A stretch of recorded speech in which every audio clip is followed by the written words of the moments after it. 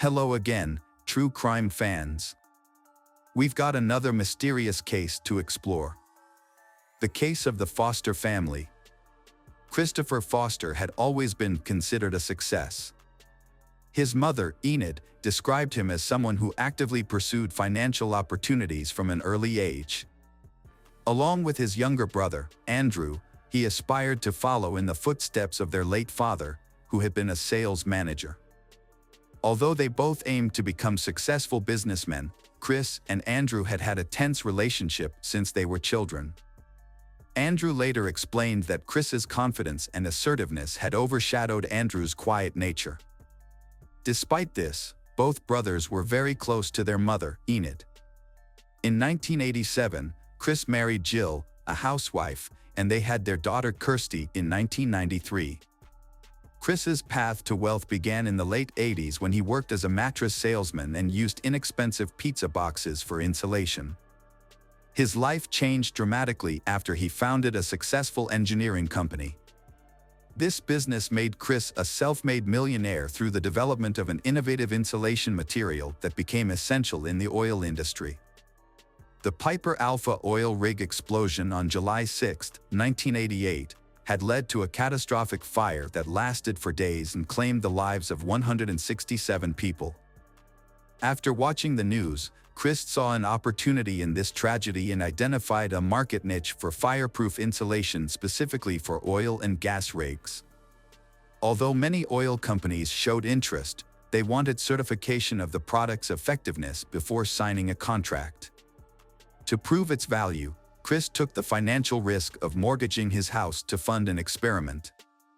The test was successful. His product, OverShield, showed exceptional resilience compared to other insulation materials when exposed to fire.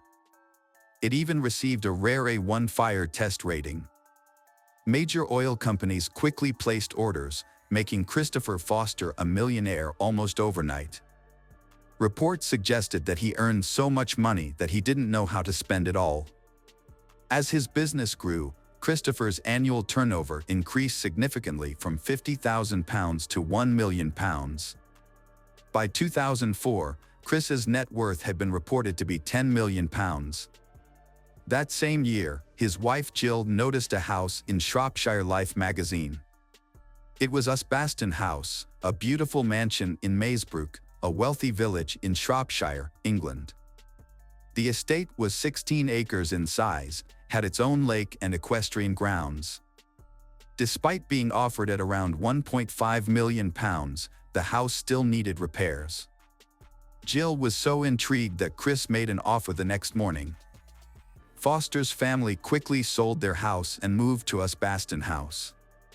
Chris then invested a further £50,000 to install a swimming pool and landscape the property.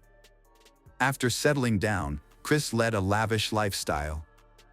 He bought 2 Porsches, one for himself and one for Jill, a James Bond-style Aston Martin, Range Rovers, and many other vehicles. Their daughter Kirstie attended a private boarding school and Chris also bought her several horses. Kirstie spent time with her horses when not at school and participated in equestrian competitions. Friends described her as quiet, thoughtful, and kind. In addition, Chris also bought 4 dogs and several pigeons. He further enhanced their lives by hiring a butler and a personal assistant, and the house had antique furniture worth more than £200,000. Chris's most expensive hobby was his passion for shooting, demonstrated by his expensive gun collection, each costing between £12,000 and £12,500, equivalent to nearly $20,000 at the time. Chris often attended shooting parties that could last 3 days, with bills running up to £8,000. He had a habit of leaving guns around the house. Occasionally, when pigeons made a mess of Chris's car, he would shoot them, much to Jill's frustration. In one disturbing incident, when Kirstie's black Labrador began disturbing the sheep, Chris was unable to control the dog and let it down a country road to shoot it in the head. Chris was a successful businessman but lacked a long-term vision. Notoriously impulsive, he craved instant gratification and was quick to cut ties with people who annoyed him. Chris enjoyed being admired and envied by others for his wealth, and social status was very important to him. Over time, both Chris and Jill moved up the social ladder, and it became clear to those close to Chris that he wanted to move away from his roots in Wolverhampton. Jill enjoyed shopping sprees and spent her days doing self-care activities like nail and hair appointments, along with beauty treatments like manicures and Botox injections. Chris and his family regularly went on luxury vacations, staying in luxury hotels and enjoying the best food. These lavish trips could sometimes cost up to £20,000 each, and Chris didn't hesitate to pay. However, unbeknownst to his friends and family, Chris had reached his financial limit and began withdrawing money from his business. His excessive spending had led to financial imbalance, with more money going out than coming in. In 2003, Chris had signed an exclusive contract with DRC, giving them the exclusive rights to produce his oil rig sealant. By 2004, his net worth had been reported to be £1 million. However, by 2005, he owed £2.8 million. Instead of cutting costs, Chris, due to his lavish spending habits, sought more money from other sources. Despite the exclusive agreement with DRC, he signed another contract with another company to sell his products. DRC discovered this infringement and sued Chris, resulting in a lawsuit and DRC acquiring Chris's patent. Chris went bankrupt, and in 2007, his company was dissolved. His assets worth £3 million were frozen and his salary was gone. Despite serious financial troubles, Chris continued to act as if nothing significant had happened. At the same time, Chris became involved in a dispute with his accountant, who reported him to the Inland Revenue for tax evasion. Chris had failed to pay VAT, national insurance, and various other taxes.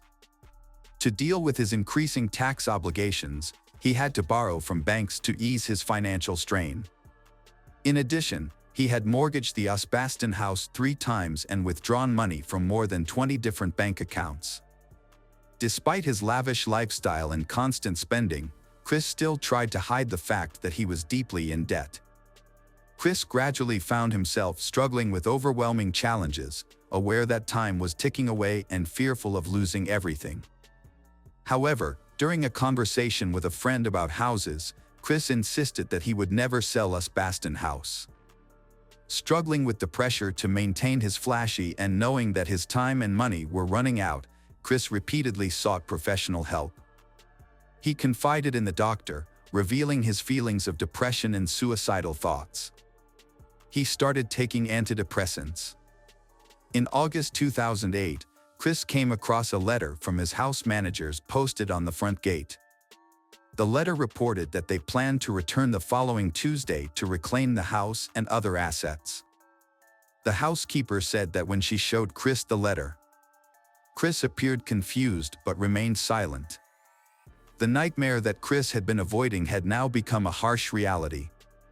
He was on the brink of losing all his material possessions.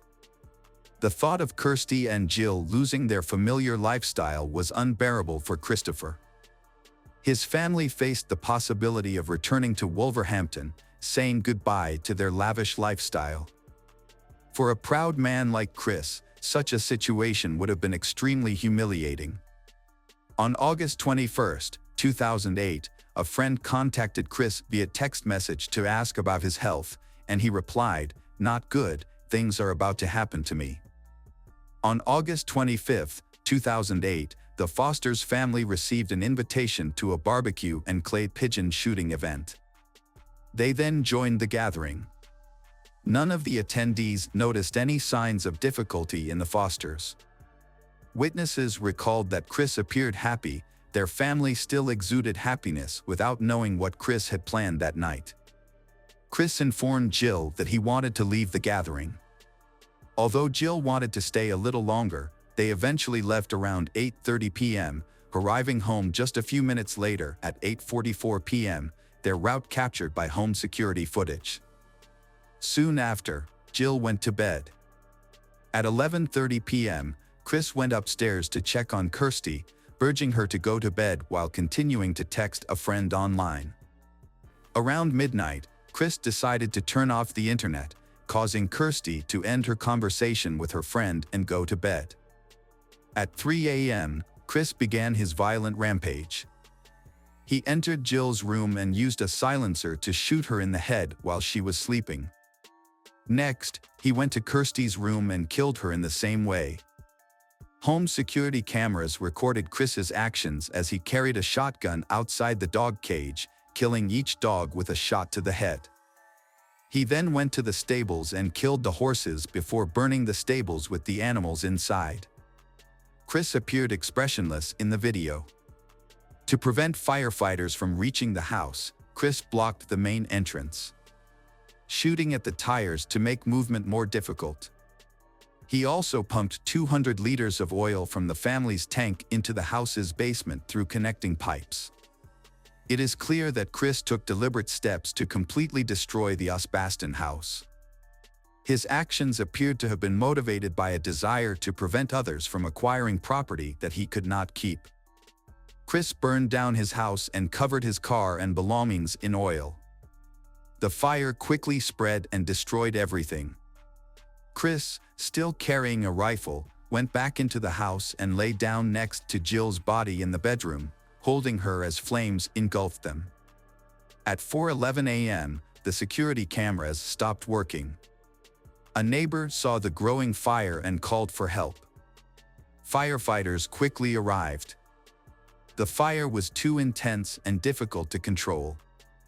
As firefighters tried to put out the fire, neighbors watched the building burn, worried for those inside. In the following days, the media called in to search for Foster's family, but all efforts were unsuccessful.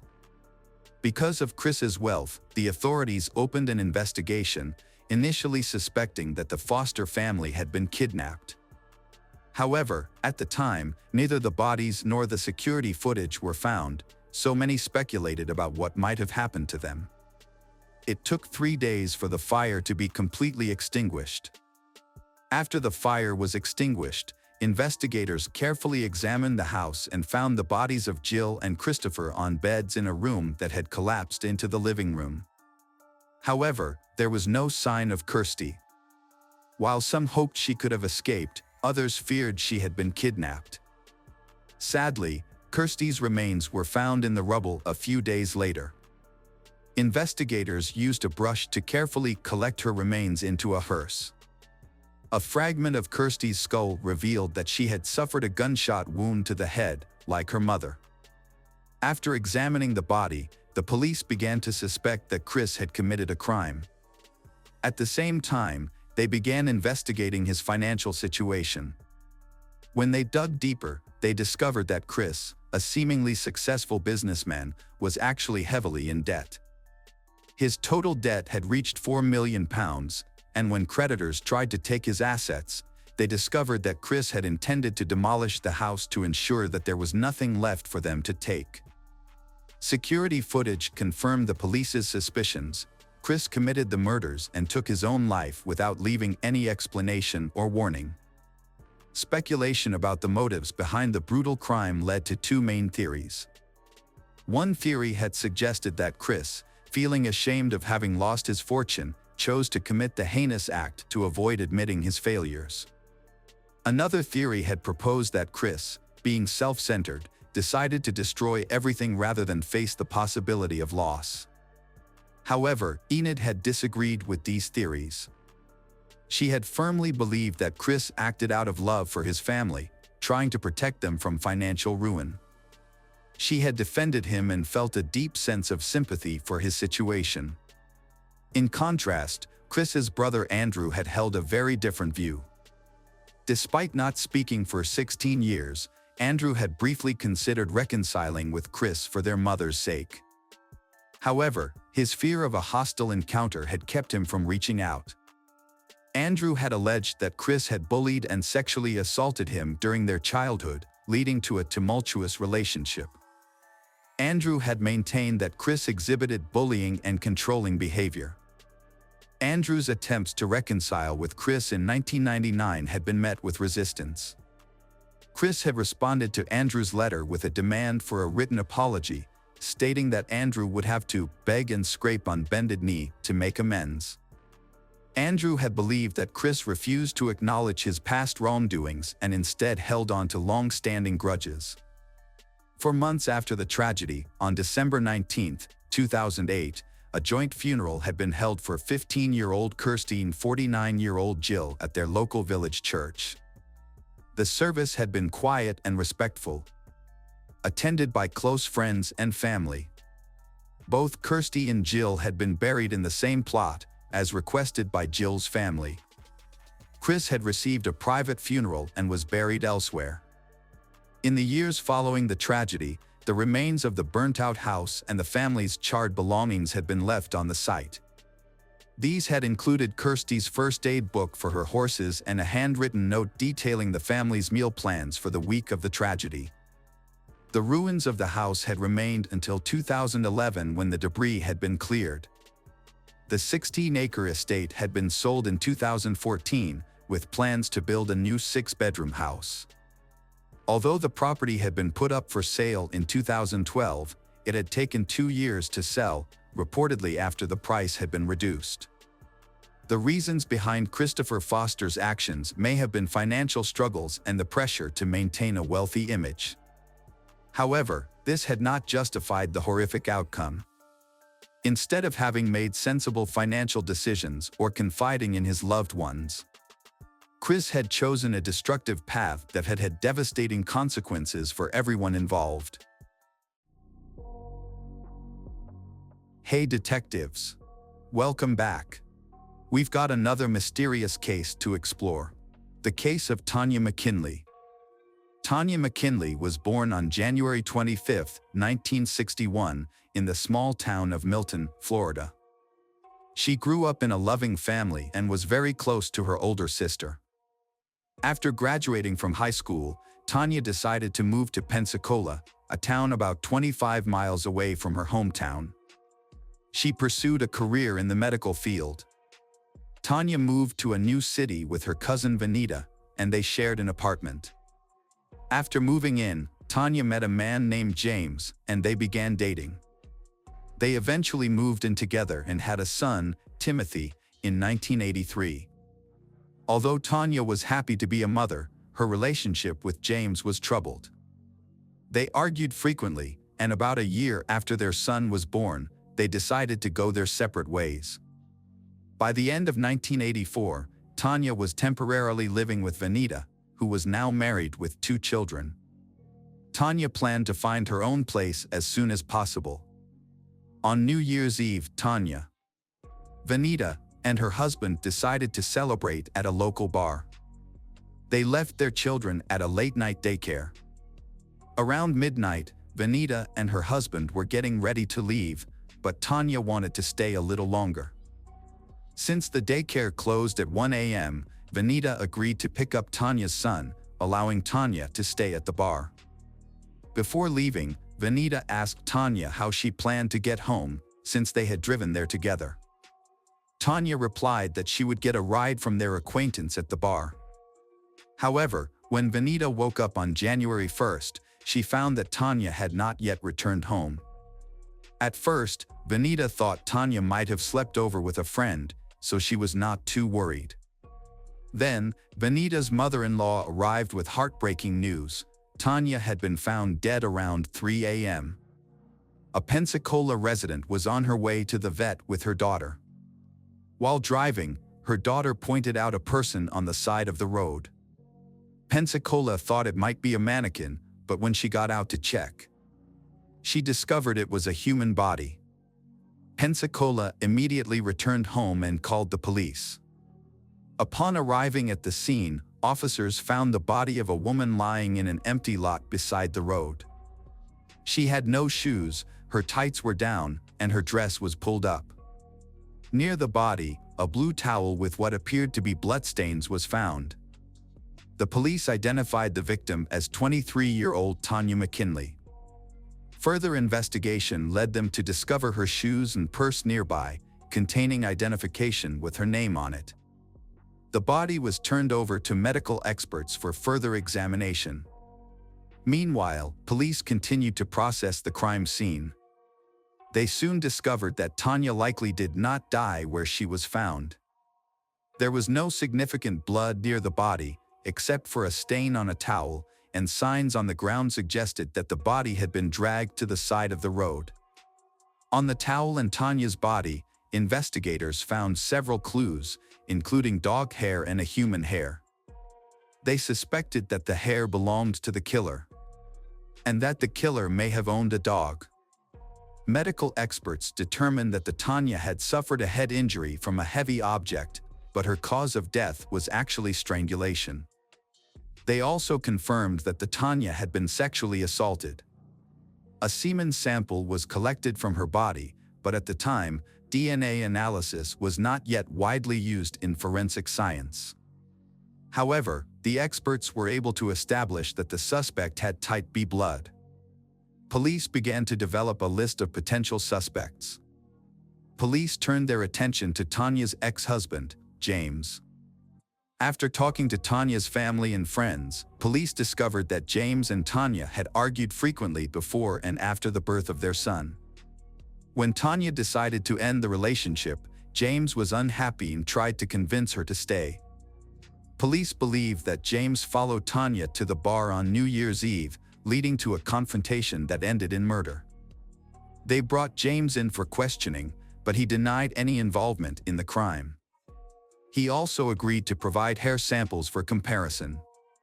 Although experts were unable to extract DNA from the samples, they were able to compare the hairs under a microscope.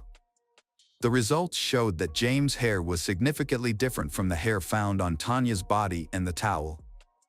As a result, the police temporarily ruled him out as a suspect. Police focused on everyone who was at the bar on New Year's Eve. They asked Vanita if she had noticed anyone acting strangely or aggressively toward Tanya, but she said the evening had gone off without incident. Police also discovered that after Tanya split from her ex-husband, she had started dating a man named Kurt, who was a bartender at the bar where she spent New Year's Eve. Kurt was working the night of the murder. When questioned, Kurt denied any involvement in the crime, claiming he had gone to a New Year's party with friends after his shift. The police reviewed all the testimony and concluded that Kurt had enough time to commit the crime.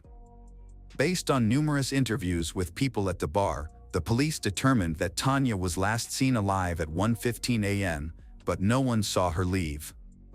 The police also spoke with local residents where the body was discovered.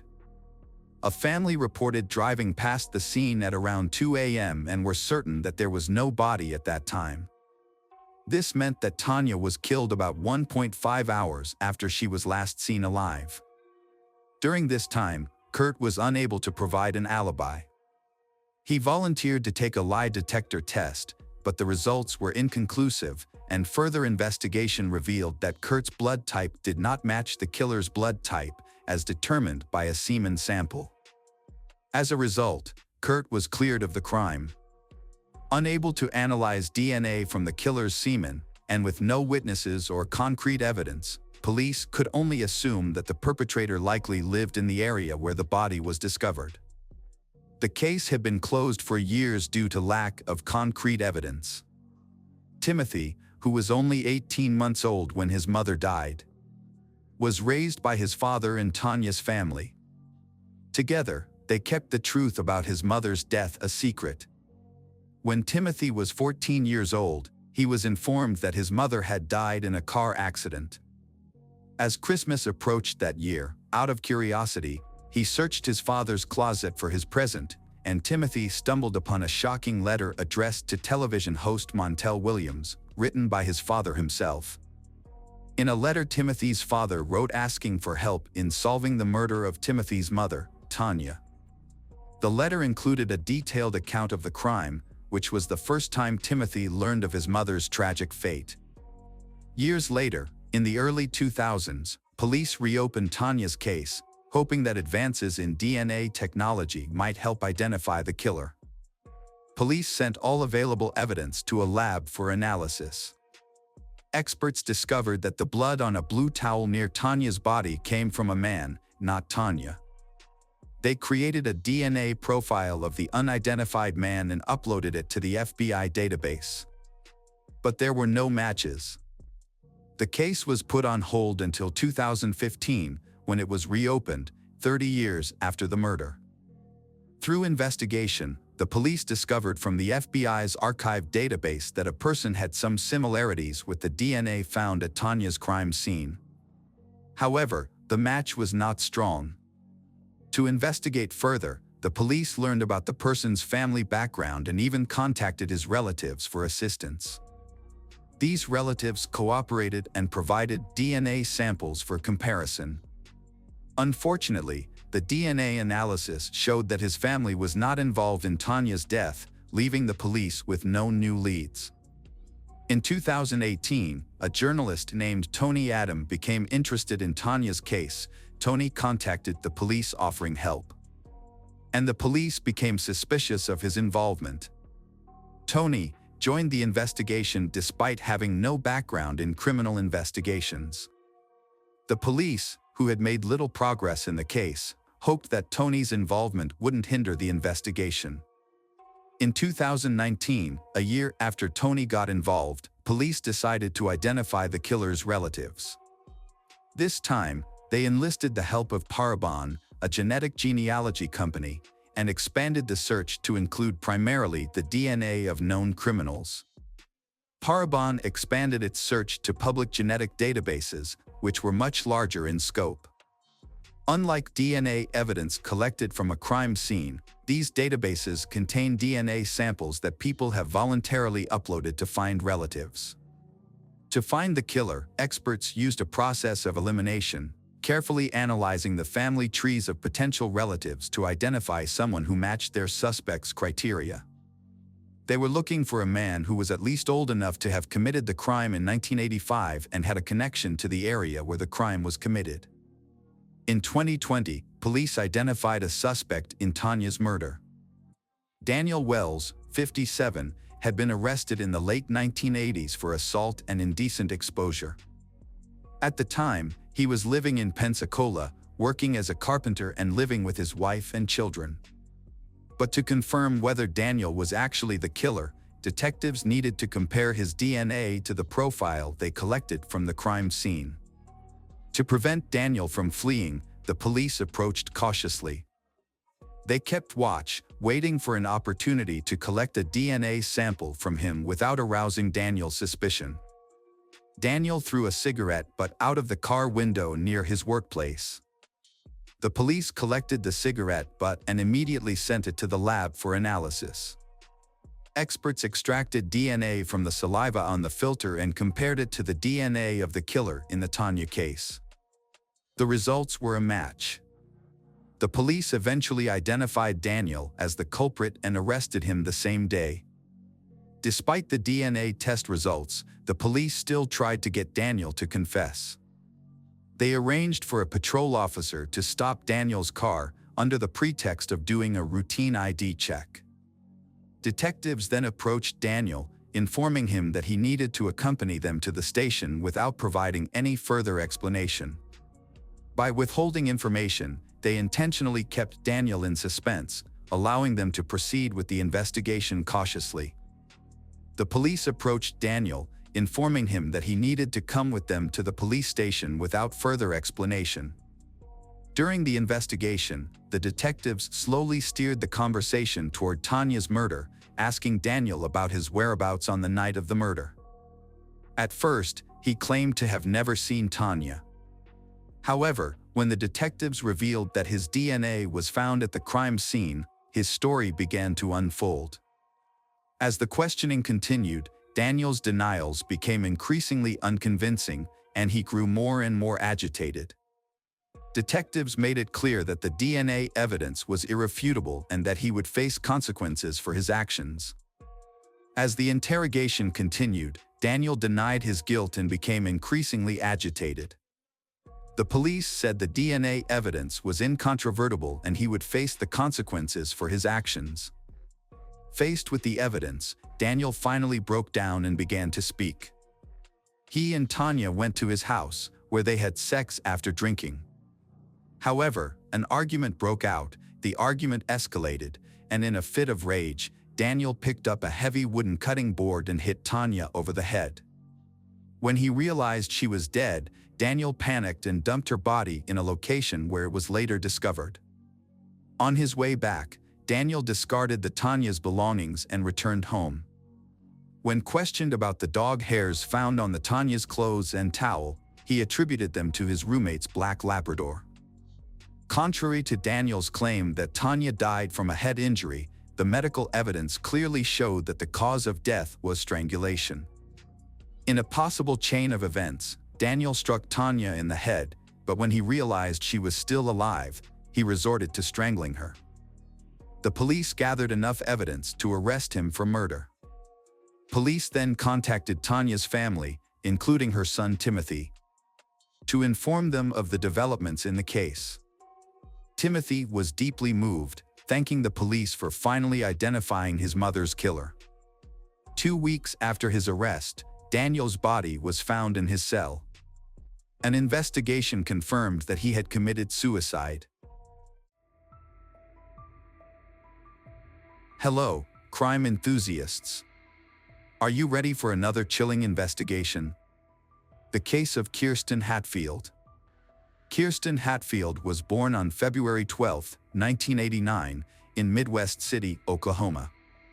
Kirsten's father left the family soon after her birth, and her mother, Shannon, moved back in with grandparents.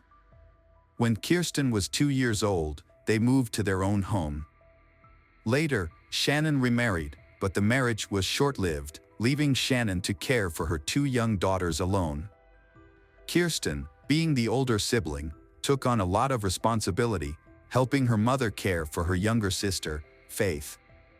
Kirsten and Faith shared a bedroom, while their mother slept in the adjacent room. On May 13, 1997, Shannon put her daughters to bed as usual. Kirsten was 8 years old, and Faith was 3. However, Faith had already fallen asleep, so Shannon only said goodnight to Kirsten and left the door to their room slightly open, as she always did, in case Kirsten or Faith needed her. At around 3 a.m., Shannon was awoken by a noise coming from the girls' room. Thinking one of her daughters was awake, Shannon got out of bed to check on them. As she approached the door, the noise stopped. Assuming her daughters had gone back to sleep, Shannon was about to return to her room when she noticed that the door to their room was now completely closed. This was unusual, as she was certain she had left it slightly open. She wondered if one of them had closed the door or if she had simply forgotten to leave it open. Shannon opened the door slightly to check, but she didn't enter the room before returning to bed. Shannon went to wake up her daughters at 6:30 a.m. the next morning, but only found Faith in their bedroom. Shannon asked Faith where Kirsten was, and when Faith said she didn't know, Shannon began a thorough search of the house. However, Kirsten was nowhere to be found. Shannon then checked outside the house and contacted the parents of Kirsten's friends to see if she had come to their house. But no one had seen her. Shannon's search efforts led her to call her father, who lived nearby, to see if Kirsten had gone to his house or not. Unfortunately, he hadn't seen her either. At this point, Shannon realized Kirsten was missing, and her father advised her to call the police. When the police arrived, they initially thought Kirsten might be hiding in the house or had simply wandered off for a walk, given the town's low crime rate. However, upon inspecting Kirsten's room, they found the window slightly open with a few drops of blood on the frame. This raised their suspicions that something more serious had occurred. Further investigation led them to discover a piece of children's underwear stained with blood on the ground outside the window. After confirming with Shannon that the underwear belonged to Kirsten, the police realized they were likely dealing with a kidnapping. More officers were called to the scene to assist with the investigation, which marked the beginning of a more extensive search for Kirsten. The police investigation into Kirsten's disappearance began with a search of the area around the house. During this search, the police spoke with Kirsten's mother, who reported hearing a noise at 3 a.m. and now realized that it may have been the sound of her daughter being taken. Despite the search, nothing suspicious was found, and the police began canvassing the neighborhood, speaking with all the residents. Unfortunately, none of the neighbors reported seeing or hearing anything unusual on the night of the abduction. However, one neighbor did mention being woken up by a barking dog around 3 a.m., which coincided with the time of the abduction. With no solid leads, investigators turned to a child psychologist to interview Faith, who was only 3 years old. Despite her young age, Faith was able to share what she had witnessed, but her statement was limited to a single phrase: "A bad person came and took my sister." This confirmed that Kirstie had not left the house voluntarily, but unfortunately, it did not provide any further information about the perpetrator or Kirstie's whereabouts. Detectives had to restart the investigation practically from scratch. Their initial suspicion leaned towards someone who knew Kirstie well, as it seemed unlikely that a stranger could abduct her from her own room without a sound. Working on this theory, police discovered that Kirstie's mother, Shannon, had a history of drug-related problems. The detectives considered the possibility that the abduction might be related to this. Perhaps the mother owed money to some people in the criminal underworld, and they decided to take her daughter as payment. The police did not rule out the mother willingly handing over her daughter. This would explain why the abduction happened almost silently. The investigation into Kirstie's disappearance continued, with detectives initially speaking to Shannon, her mother. Shannon denied any involvement, claiming to have been clean from substance abuse for some time and insisting she would never harm her daughter. Although detectives were not convinced of Shannon's innocence, they could not find any evidence to prove her involvement. The police then turned to the public for help, using the media to ask for any information that might be relevant to the case. In response, they received hundreds of calls, but most of the calls were fruitless. However, one clue provided a promising lead. A woman reported her boyfriend's suspicious behavior, including aggressive outbursts and a disturbing threat he made during an argument. The police investigated the man and discovered that he knew Shannon's brother, which meant Kirstie might have known him too. Additionally, the man had a history of drug use and assault, and he had previously been familiar with the Hatfield family home. Despite this, the investigation ultimately found that the man had a solid alibi for the time Kirstie went missing. Multiple witnesses confirmed that he was at a bar until around 4 a.m. on the night of the disappearance, making it impossible for him to have abducted Kirstie.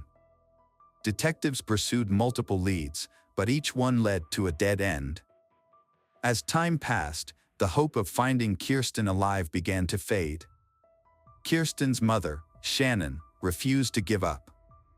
She took matters into her own hands, determined to find her daughter. She gave interviews to local media outlets, distributed flyers, and even investigated potential suspects on her own. However, Shannon faced numerous obstacles. Many local businesses refused to display Kirstie's flyers, citing company policies. She also attempted to meet with the state governor, but was unsuccessful. Shannon established a volunteer center to help find Kirstie. The center focused on distributing flyers and engaging with the media. However, Shannon encountered new challenges. Some volunteers stole money, lied about their work, and used the media to gain attention for themselves. Despite these setbacks, Shannon persevered in her search for the truth. After years of effort, Shannon realized that her approach was not yielding results. She enrolled in college, earned a degree in criminology, and became a parole officer. Shannon's goal was not only to find her daughter's kidnapper but also to protect others from potentially dangerous criminals who might be released from prison. Shannon suspected Kirstie's kidnapper had a history of violent crimes. To pursue this lead, she researched people with violent pasts in her area but found no connection to Kirstie's disappearance. Despite her efforts, she eventually had to accept that Kirstie might have passed away and might not return. Still, Shannon continued to search for answers.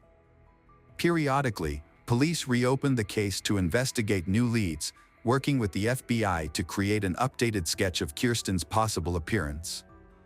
In 2014, there was a breakthrough in the Kirsten case. A woman contacted the police and shared a shocking discovery she had made while sorting through her late mother's belongings. Among her mother's possessions was a diary detailing the woman's father's confession, claiming he had killed Kirsten Hatfield. The diary was extremely detailed, and detectives were convinced of its accuracy. According to the diary, the man had kidnapped Kirsten from her bedroom, took her to a house he owned in a nearby town, and murdered her after horribly torturing her. The description of the crime process spanned many pages, leaving even veteran investigators confused. The diary also revealed that the crime had been recorded on a videotape. Investigators immediately questioned the woman's father. However, his reaction was surprising. While he denied any involvement in the Kirsten case, he asserted that he had known who was responsible for Kirsten's death, saying the murder had occurred at his ex-girlfriend's house. The police were confused and asked for the house address. They quickly received a warrant and sent a team to thoroughly search this house. The forensic investigation began with a crucial step: the use of luminol, a substance that glows when exposed to very small amounts of blood. When the forensic team applied luminol to the scene, they were surprised by the results. An expert later described the house as lit up like a Christmas tree due to the numerous bloodstains. The bloodstains matched the details of the murder described in the diary, leading the team to believe they had finally found concrete evidence. To investigate further, police removed the floorboards, cut out sections of wallpaper, and sent these items to a laboratory for analysis. They also organized an excavation team in the hope of finding the victim's body. In addition, the police also discovered a box containing hundreds of videotapes in the house, so they had to review the diary. They suspected that one of the tapes might have contained footage of the victim being abused.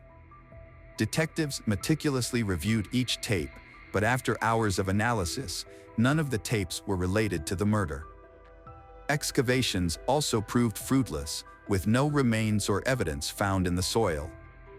However, just when the investigation seemed to have been gaining momentum, the police encountered an unexpected and shocking episode. Experts who analyzed the bloodstains in the house concluded that the bloodstains had actually belonged to an animal, not a human.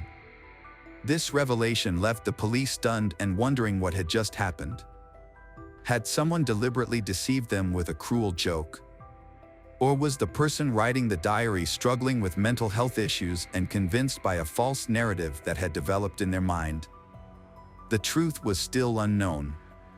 Detectives had run out of leads in Kirsten's case, and the case was once again stalled. In an effort to revive the investigation, the case was reassigned to a new detective named Daryl Miller in the summer of 2015. Miller decided to start from scratch and review all existing documents and records. During his scrutiny, Miller discovered something surprising. His predecessors had overlooked some key evidence, including blood found on Kirsten's windowsill and on her underwear. The evidence had been stored in a warehouse, but shockingly had never been sent to a laboratory for analysis. Miller suspected that the reason for this might have been because police initially thought the blood belonged to Kirsten, which would not have yielded any useful results. However, Miller decided to send them to the laboratory for analysis. The results were surprising. The blood sample did not belong to Kirsten, but to an unidentified man. This was a significant breakthrough after many years of investigation. Miller decided to collect DNA samples from all the men who had participated in the investigation since the kidnapping. Police tracked down each person on the list and sent their DNA to a lab for analysis. Everyone was cooperative and provided their DNA samples quickly. Miller patiently waited for the results, and finally he received a call from the lab. Experts had analyzed one of the samples and found a perfect match with bloodstains found on the window and the victim's underwear. The DNA belonged to Anthony Palma, 56, the Hatfield family's neighbor who lived across the street. Anthony had been one of the first people the police spoke to on the day of the abduction. At the time, he claimed to have woken up around 3 a.m. due to his dog barking. Now that his DNA had been linked to the crime scene, detectives decided to bring him in for further questioning. Although the DNA evidence was sufficient for a conviction, the investigators hoped to obtain a confession from Anthony. A confession would expedite the trial and potentially lead them to Kirsten's body, which was still missing. To get Anthony to talk, the detectives invited him for questioning, telling him it was a routine process. They claimed they were re-interviewing everyone, including neighbors, to gather new information. In reality, their goal was to get Anthony to admit whether he had ever been inside the Hatfield family home. Detectives asked Anthony to recall any additional details about the night in question. He retold the same story he had shared 18 years earlier. But this time he added a new detail. He claimed to have seen a white car parked outside Kirsten's house, although he didn't think much of it at the time. The police then asked Anthony about his relationship with Kirsten and her family. He stated that he knew them as neighbors, but he had never interacted with Kirsten personally. He maintained that he got along well with the other neighborhood children, who would often ask him for help fixing their bikes or visit him for candy. This conversation became a critical point in the investigation, as the police had discovered Anthony's blood on the windowsill of Kirsten's bedroom. When they asked if he had ever entered the house, Anthony claimed he had not. This statement raised suspicions, as the presence of his blood suggested otherwise. The detectives faced a challenge. Anthony's blood was fresh, suggesting it had been left recently, but he had had a visit to the house when it belonged to a friend. The investigators decided to move forward with the interrogation. Informing Anthony that his blood had been found in Kirsten's room and on her underwear. Anthony repeatedly denied ever entering the house, despite the evidence to the contrary. The investigators attempted to extract a confession, but he consistently maintained his innocence. The detectives changed their approach and exited the room, leaving Detective Miller to speak with Anthony privately. Miller entered with a photo of Kirsten, placing it in front of Anthony. However, Anthony promptly pushed the photo away, refusing to look at it for the remainder of the conversation. Miller asked various questions, attempting to prompt Anthony into a confession, but he continued to deny any involvement. Failing to obtain an admission of guilt, the police ended the interrogation and apprehended Anthony. A subsequent search of his residence, made possible by a search warrant, uncovered no evidence of Kirsten's remains or any other relevant evidence. During the trial, Anthony repeatedly denied any involvement in the crime. But DNA evidence told a different story.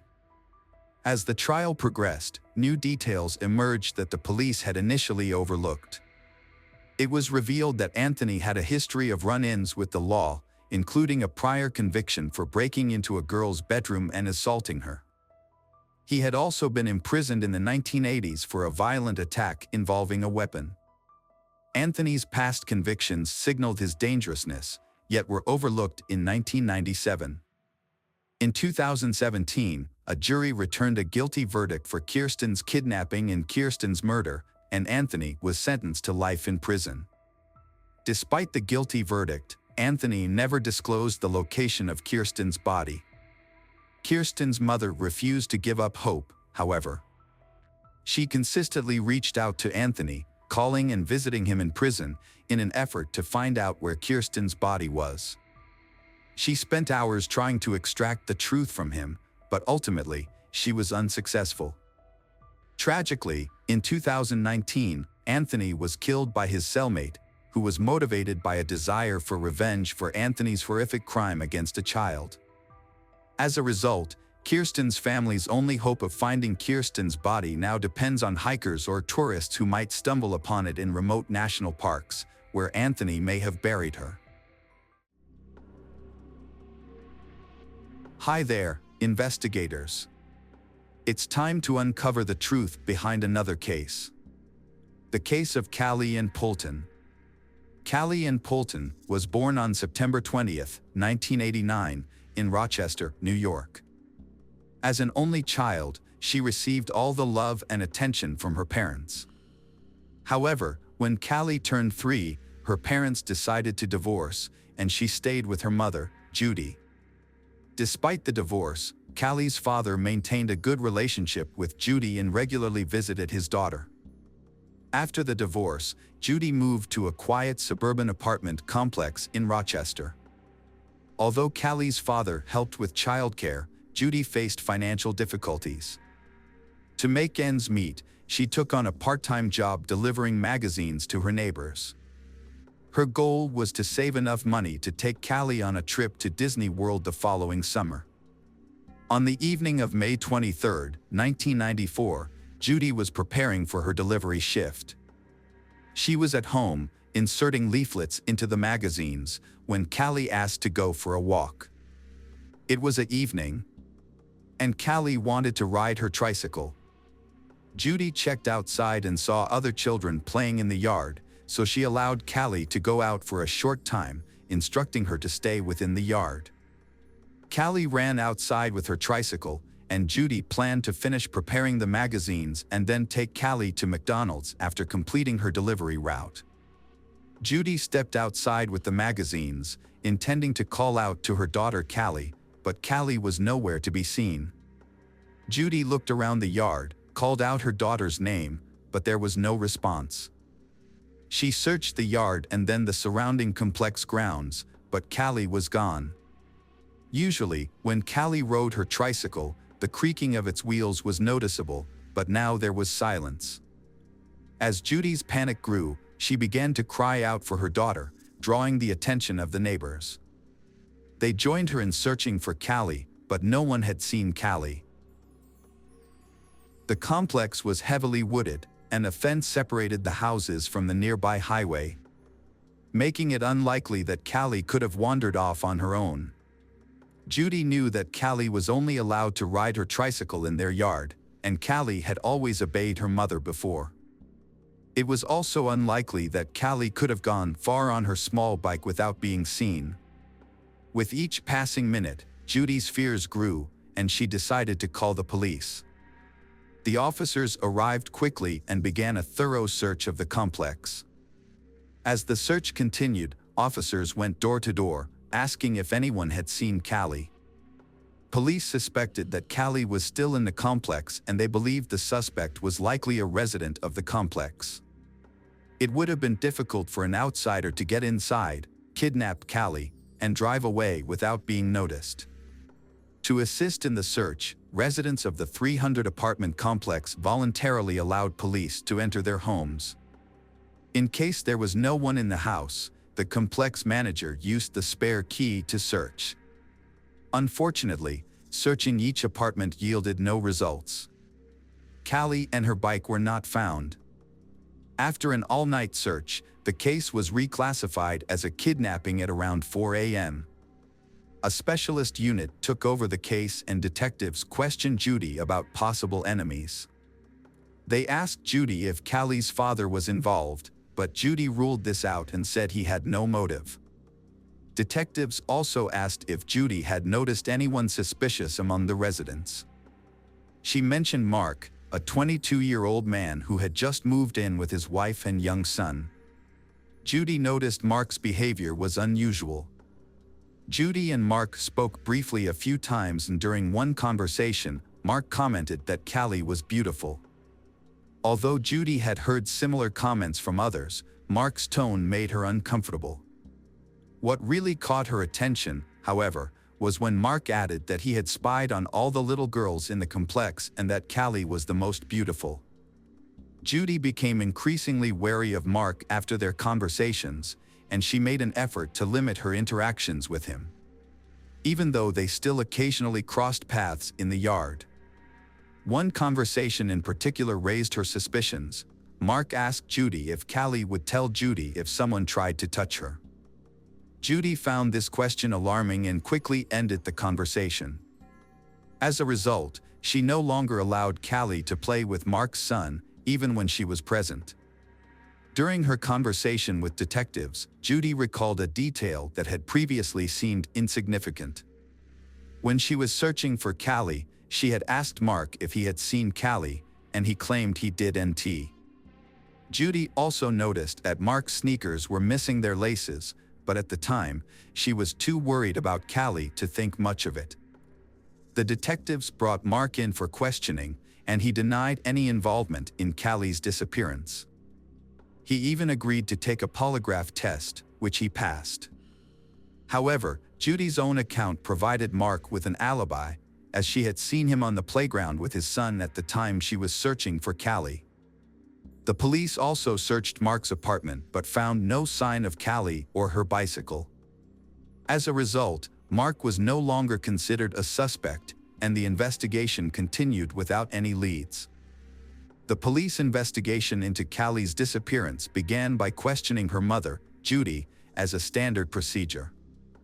Judy cooperated fully, answering all their questions, but she found it distressing that the police were focusing so much on her when they had no other leads.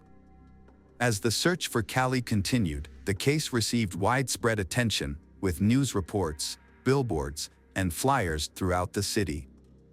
The police received over 1,000 of tips, but unfortunately, each one led to a dead end, and the case remained unsolved for months. Despite the lack of progress, Judy remained hopeful that her daughter would be found alive. She quit her job to devote all her time to the search, printing and posting flyers, contacting media outlets, and working tirelessly to keep the case in the public eye. With the help of some compassionate supporters, she was able to raise $100,000 as a reward for any useful information. Judy's efforts led to national television coverage, including appearances on The Oprah Winfrey Show and a popular TV show about unsolved crimes. Judy also partnered with local businesses to distribute flyers in their offices, establishments, and on commercial vehicles. She even convinced 2 airlines to include the flyers in ticket envelopes.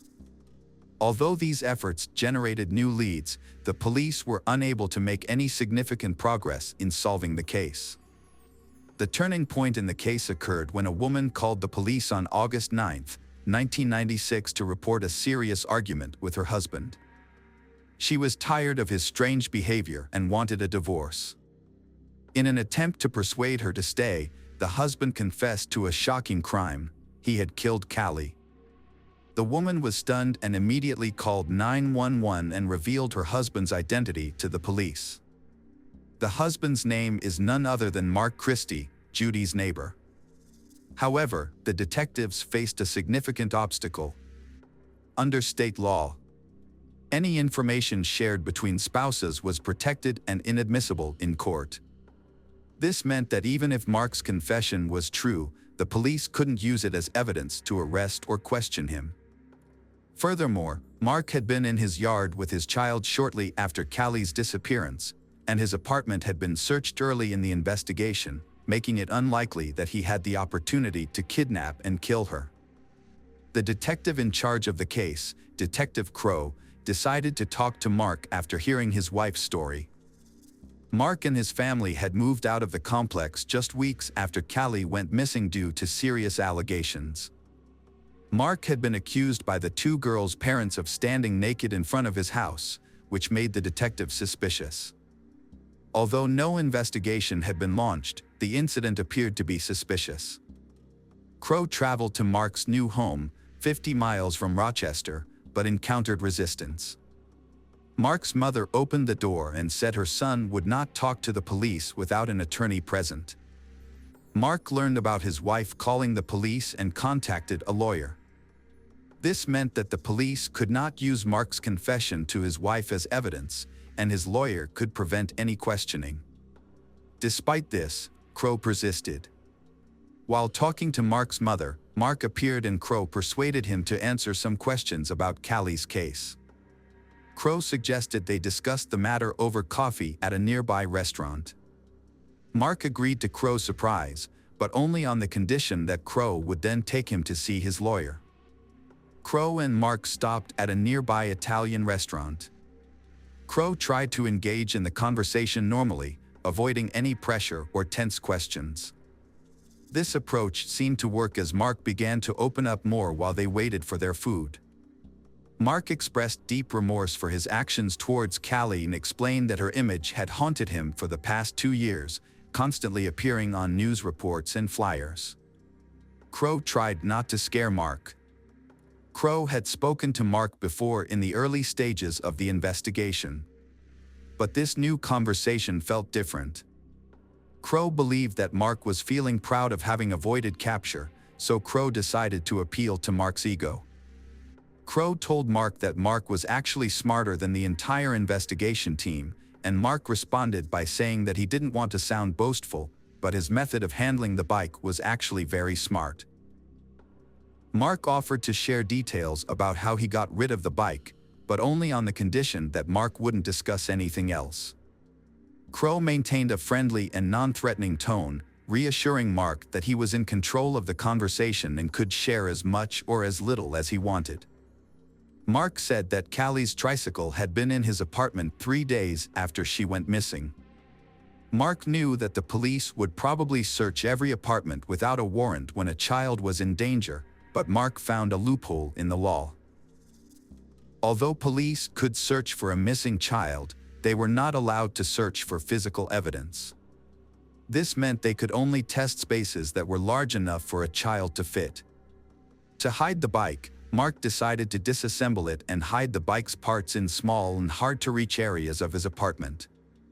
He wrapped some parts in clothes and put them in the closet, and put other parts in small bags and took them out to the car. He then dumped the pieces in various locations far from home. Meanwhile, the police were stationed at the exit of the complex, checking each car, but since they were only looking for Callie, the small bags containing the bike parts did not arouse any suspicions. Detective Crow saw an opportunity to get a full confession from Mark. Crow took a sympathetic approach, suggesting that Callie's death may have been an accident and not Mark's fault. Mark asked about the sentence he could face, and Crow estimated it could be about 25 years. Mark felt this was unfair, as it meant he had to spend half his life in prison and away from his family. He also mentioned that he had lived with guilt for 2 years, implying that this should be taken into account when sentencing. Despite Mark's questionable logic, Crow continued to encourage Mark to confess, suggesting it would bring him relief. Mark agreed to tell the truth, but only after consulting with a lawyer. Crow knew that Mark's lawyer would advise Mark against confessing to a crime without solid evidence. So, Crow decided to be straightforward with Mark, explaining that if he didn't tell the truth, Callie's parents would never know what happened to their daughter. Mark responded by saying that Callie hadn't suffered. Crow senses that Mark was confessing and encourages him to do the right thing. Mark looked at Crow and finally admitted to his actions. He repeated that Callie hadn't suffered and Mark confessed to strangling her with his bare hands. He then added that he hadn't done anything else to her. Mark recounted the events of that evening, explaining that Callie had come to his apartment and asked to play with his 1.5-year-old son. Mark let her in and took her bike to the kitchen. Aware that Callie's mother wouldn't approve of her visiting, Mark let Callie go upstairs to play with the child without drawing Judy's attention to the situation. However, when Mark heard Judy calling out for her daughter in the yard about 10 minutes later, he panicked. He knew that Judy would be furious if she discovered that he had let Callie into his house without permission. In a moment of desperation, Mark went upstairs to the children's room and strangled Callie with his bare hands. Detective Crow was skeptical about certain aspects of Mark's story from the start. It seemed more plausible that Mark had lured Callie into his apartment under false pretenses, taking advantage of his wife's absence at work. Once inside, Mark might have attempted to molest Callie, but when he heard Judy calling out for her daughter, he may have panicked and killed Callie to avoid being exposed. Crow recalled that Judy had seen Mark wearing sneakers without laces, which suggested that he had used them to strangle Callie. This detail implied premeditation, contradicting Mark's claim that the crime was spontaneous. To avoid raising Mark's suspicions, Crowe decided to continue listening to his story. Mark claimed that after the murder, he left Callie's body in the kitchen and took his son outside to establish an alibi. He deliberately allowed Judy to see him in the playground, hoping to deflect any suspicion. Once Judy began searching the complex, Mark returned home and hid Callie's body in a laundry basket, covering it with clothes. A short time later, he placed the basket in the trunk of his car. Mark confessed that the chaos of the search, with many people looking for Judy's daughter, allowed him to carry out these actions unnoticed. Mark took his son and drove to the building where he worked as a security guard. He parked near the back, left the basket with Callie's body by the door, and then entered the building through the main entrance, telling his co-workers he had forgotten something at work. His toll didn't raise any suspicions. So he made his way to the back door, which he opened from the inside, and retrieved the basket. Mark then climbed onto a large tank containing liquid coolant, opened the top, and dropped Callie's body into it after tying a heavy metal object to her. He got rid of Callie's clothes but left her earrings on. After disposing of the body, Mark returned home and joined the neighbors in searching for Callie. By doing so, he had already removed the body from the complex before the police became involved, and no one suspected anything. At the end of his confession, Mark expressed regret for killing Callie, stating it was a mistake. Crowe paid for their food, and Mark left a $2 tip before willingly going with Crowe to the police station, where he was arrested for murder. When Mark's lawyer found out about the confession, he attempted to retract it, but the attempt was unsuccessful. This was because Mark had provided the information willingly, and Detective Crowe had followed proper procedures. As a result, the police went to Mark's workplace, opened the tank, and made a gruesome discovery. Even after 2 years, the victim's body was still inside. Due to the advanced state of decomposition, experts were unable to determine the cause of death or gather any further information. They confirmed the identity of the remains, which was none other than Callie. Mark admitted his guilt to the judge and received a minimum 25-year prison sentence, just as Detective Crowe had predicted. Although Mark's lawyer managed to have the kidnapping charges dropped, he was still convicted of murder. However, Mark's case took a surprising turn in 2010. The police reopened a 1988 case involving the brutal murder of 74-year-old Viola Manville, who was killed while walking in a Rochester suburb. At the time, Mark was just 16 years old and was considered a suspect, but he passed a polygraph test, showing no signs of deception. As a result, another man, Frank Sterling, was arrested and eventually confessed to the crime after a lengthy overnight interrogation. Years later, Frank tried to appeal his sentence, claiming that the police had coerced his confession and that he was disoriented by the end of the interrogation. However, his appeals were unsuccessful until 2010, when the case was reopened and new evidence was sent to the lab. DNA analysis revealed the suspect's DNA matched not Frank's, but Mark Kirstie's. Mark, 39 at the time, admitted to murdering Viola in 2011 and received an additional 28 years in prison. Despite his confession, he showed no remorse and never revealed his motives for the crime. Meanwhile, Frank was finally released from prison after 19 years of wrongful imprisonment.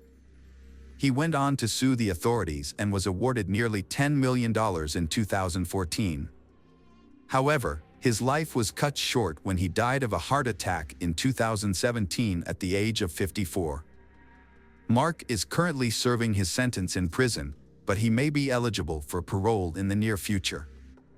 It's unclear whether he will be released, and his case serves as a reminder of the importance of thorough investigations. If the investigators had not mistakenly focused on Frank and coerced a false confession, Mark might have been caught earlier and possibly prevented from committing another crime, the murder of Callie.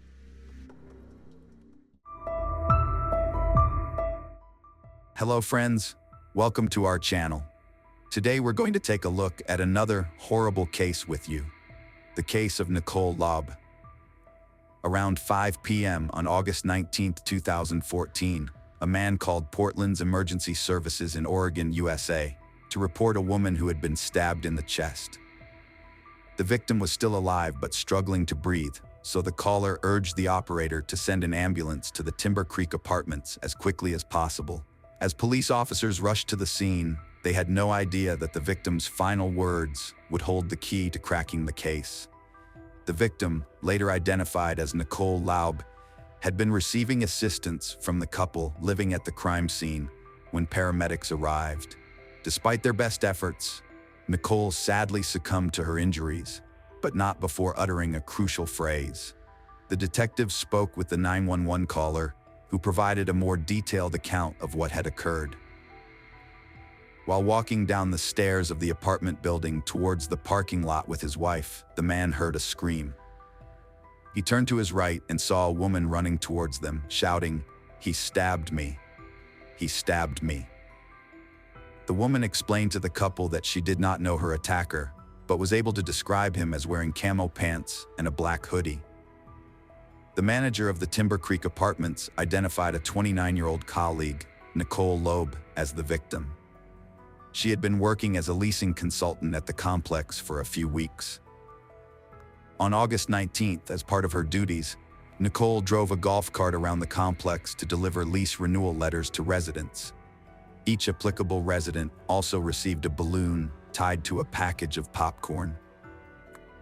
Based on Nicole's notes and the map found in the golf cart, detectives pinpointed the likely location of the attack to a specific stairwell breezeway at Timber Creek. They also discovered several pieces of evidence that supported this theory, including a trail of blood droplets leading from the stairwell and leaflets scattered at the foot of the stairs. During the investigation led by the Washington County Sheriff's Office, multiple witnesses came forward reporting a suspicious individual, described as a young male wearing a black hoodie and camel-colored pants, seen in the vicinity of Timber Creek around the time of the attack. By analyzing the reports and timelines of each sighting, detectives were able to reconstruct the path the suspect took to enter and exit Timber Creek. Over 20 law enforcement officers, aided by K-9 units, conducted an intensive search. The Washington County Search and Rescue Team focused on the wooded areas surrounding Cedar Mill Creek, which flows through the Timber Creek apartment complex. During the search, several items were found and sent to the lab for analysis to determine their potential evidentiary value. While the detectives did not reveal the specifics of their discoveries, they stated that they were exploring every possible scenario. The investigators were working to determine the motive behind the brazen daylight attack in an apartment complex home to over 1,000 residents. They informed Chris Laub, Nicole's husband, about the incident. Nicole already had a daughter when she met Chris, who had 2 daughters from previous relationships. The couple later had a son together after getting married. As a teenager, Nicole survived cancer and developed an interest in fitness and bodybuilding. She took part in competitions and aspired to become a coach someday. The police took steps to identify the perpetrator, ruling out robbery as a motive, since nothing was stolen and no attempt was made to remove her clothes. This led detectives to suspect that the attack might be motivated by personal reasons, prompting them to focus their attention on Chris, Nicole's husband. As William once wrote, "Love that transcends this world cannot be separated by it. Death cannot destroy what is immortal." Nicole was an extraordinary woman, a devoted wife, exceptional mother, and a friend to everyone. She was never afraid to express her faith or opinions openly with others. Her ultimate goal was to leave this world a better place than when she entered it. Meanwhile, during interviews with Timber Creek Apartments residents, police identified 2 additional witnesses who reported seeing a man wearing a black hoodie and camouflage pants. This couple claimed to have seen a man matching the suspect's description running across the road without looking around, approximately at the same time Nicole was attacked. The witnesses saw the man, with his hood up, running towards the houses directly across the street from the Timber Creek apartments. Based on witness descriptions, detectives created a composite sketch of the suspect, which was promptly distributed throughout the city and featured on television news programs. Authorities urged anyone who recognized the individual, even if only slightly, to come forward with information. Detectives collaborated with their informants, seeking any information that could lead them to the murderer's whereabouts. The suspect's sketch generated several promising leads. One such lead came from a man who claimed his son was acquainted with an individual named Taylor. Allegedly, Taylor had been intimidating people with a knife recently. The police located Taylor and brought him in for questioning. During the interrogation, Taylor made some bizarre statements, leading investigators to suspect he might be struggling with mental health issues. When asked about Nicole, Taylor responded unequivocally, stating he was responsible for her death. However, his story was riddled with inconsistencies, parroting details from the news and fabricating unrelated information. Consequently, the police ruled Taylor out as a suspect. After the police released the suspect's sketch to the news, they received a new lead about a man named Nick with a prior criminal record. Although Nick bore some resemblance to the sketch, his criminal history did not involve physical harm to others.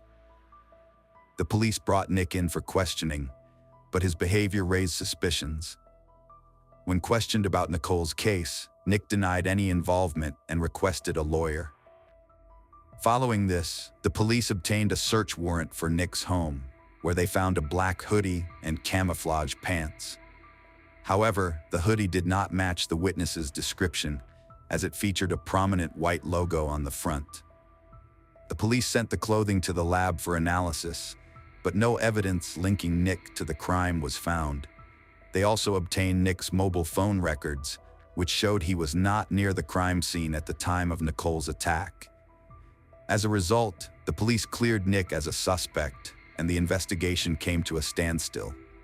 Chris Lobby spoke to reporters about the difficult time his family was going through. He couldn't shake off the thoughts of what had happened to Nicole, his mind constantly racing with unanswered questions and different scenarios. "The hardest part is not having answers," he said. The police were concerned the perpetrator might strike again, and sadly, their fears were realized. On September 13, 2014, just 3 weeks after Nicole's death, the Eugene Police Department in Oregon received a disturbing call. Eugene is Oregon's second-largest city, located about 100 miles from Portland. On September 13th, a resident was attacked while leaving a bar near Autzen Stadium after watching a game. That evening, 39-year-old Heather Miller had gone to a nearby bar to watch the game. When the game ended around 8 p.m., she decided to head home.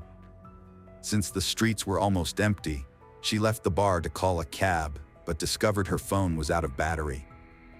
Her next move was to walk closer to the stadium in hopes of hailing a taxi. While walking along the sidewalk, she soon noticed that someone was walking behind her.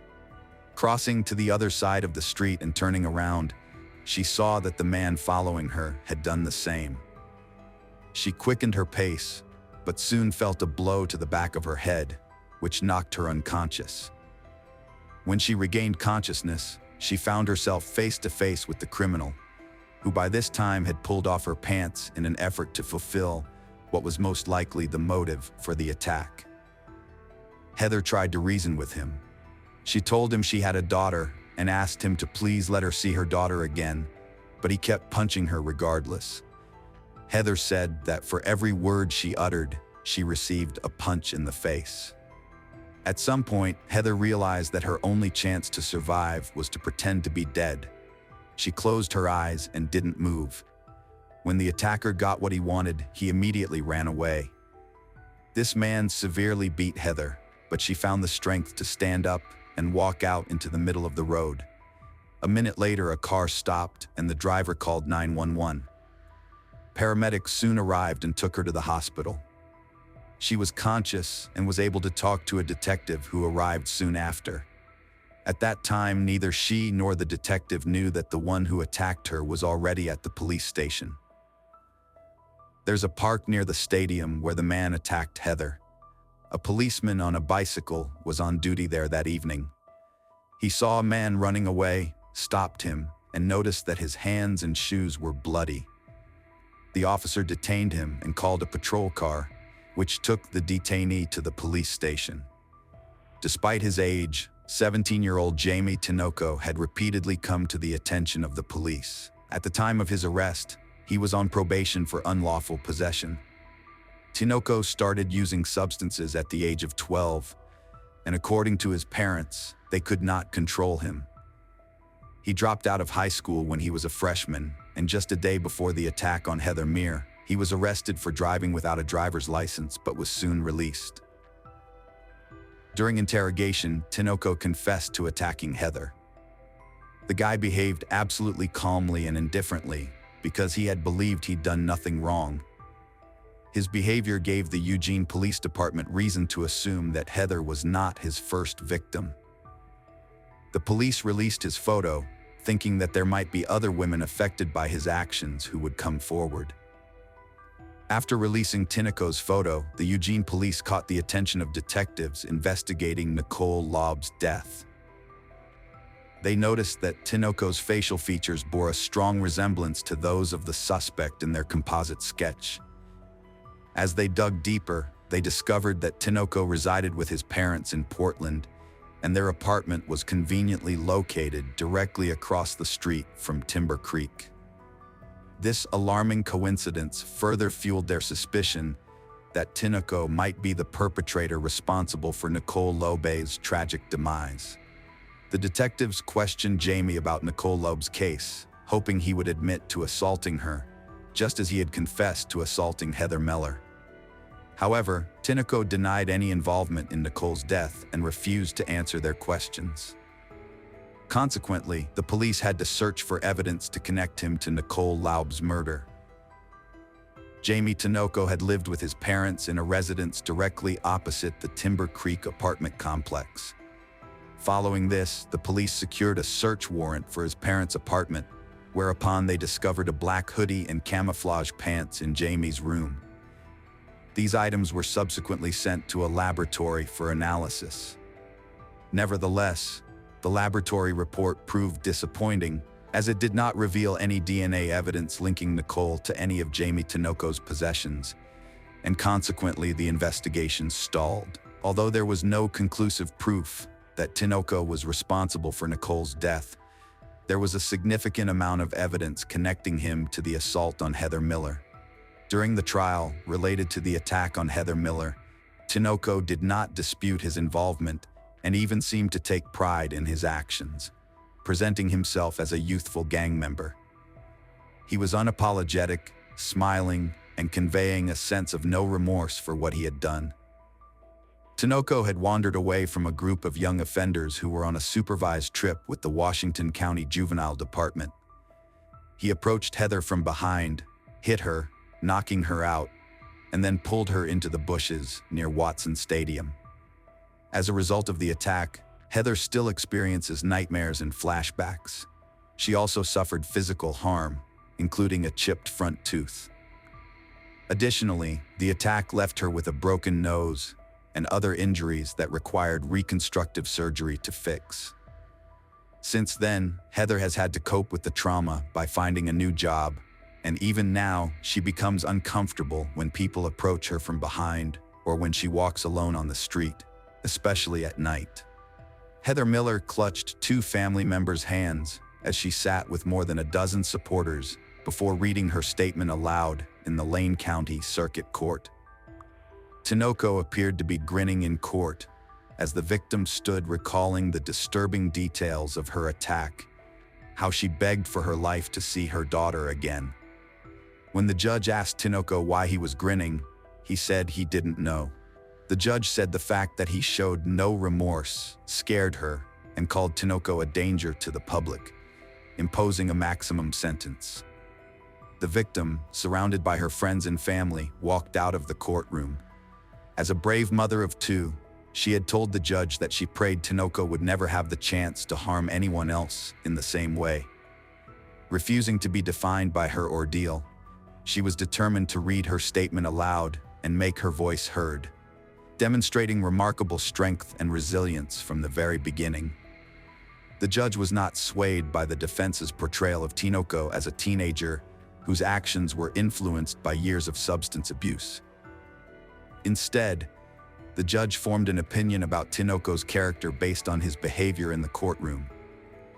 Tinoco's lawyer, Chris Schaffner, requested a prison sentence of 8 years and 4 months for his client. However, when the judge gave Tinoco the opportunity to address the court, he failed to apologize, despite his emotional parents sitting just a few rows behind him. Judge Deborah Vogt sentenced Tinoco to 14 years and 2 months in prison, saying his apparent lack of remorse warranted the long sentence and that the community needs to be protected from a dangerous man. She said that by the time Tinoco is eligible to be released, he'll be in his early 30s and will have to register as a sex offender for the rest of his life. Meanwhile, investigators exploited Tinoco's exaggerated self-importance to extract a confession from him. They re-questioned him about Nicole Laub's death, suggesting that he would gain more respect from fellow inmates if they knew he had taken a woman's life. After a brief silence, Tinoco began discussing Nicole, claiming he hadn't intended to harm her. He confessed that he had wanted to stab someone merely to experience the feeling. According to him, his goal wasn't to kill Nicole, but rather to injure her. He recounted that, after crossing the street from his apartment to Timber Creek, he saw Nicole parking a golf cart and carrying a small package containing a balloon to an upstairs apartment. As Nicole ascended the stairs, he hid behind a golf cart, then rushed to the stairs. And when she returned downstairs, he took a deep breath and stabbed her. Tinoco said he chose Nicole because she looked like easy prey. When asked if he had tried to force Nicole into intimacy, as he did with Heather Meller, he replied that he was thinking about doing the same. He was going to do the same. He stated that he didn't do it only because Nicole screamed really loud when he stabbed her, so he ran away. During the reenactment of the crime, Tinoco demonstrated to the investigators how he had escaped from the crime scene. Chris Laub expressed his shock upon learning that the individual responsible for taking his wife's life was only 17 years old. He stated, "As a father of a 13-year-old daughter, it's incomprehensible to think that someone just 4 years older than her could commit such a heinous act." The trial, which started in 2015, took an interesting turn when Tinoco proclaimed his innocence in court, contradicting his earlier confession during the interrogation. His lawyer emphasized that there was no DNA evidence to connect his client to the crime scene. Defense attorney Robert Axford made an emotional plea, saying, "I'm simply asking for mercy for this 17-year-old child who is severely mentally ill and has the potential to change his behavior with proper treatment to rectify the deep-seated issues he's struggling with." The defense called a second psychologist to testify, who had assessed Tinoco and concluded that he showed symptoms of schizophrenia. In contrast, a psychologist from the Oregon State Hospital, who had also examined Tinoco, disagreed, diagnosing a personality disorder rather than schizophrenia. Ultimately, the jury was convinced of Tinoco's guilt after viewing a video recording of his confession and a reenactment of the crime, which was part of the investigative experiment. During the reenactment of the crime, Tinoco revealed specific details that only the perpetrator who attacked Nicole Laub could have known.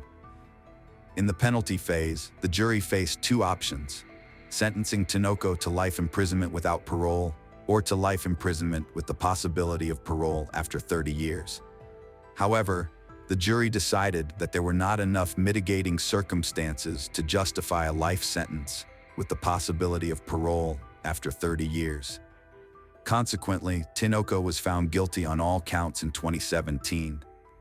Tinoco, who was already 20 years old at the time, was standing at the front of a Washington County courtroom between his two attorneys as Circuit Judge Kirsten Thompson asked if he had any words before she officially sentenced him to life in prison without parole.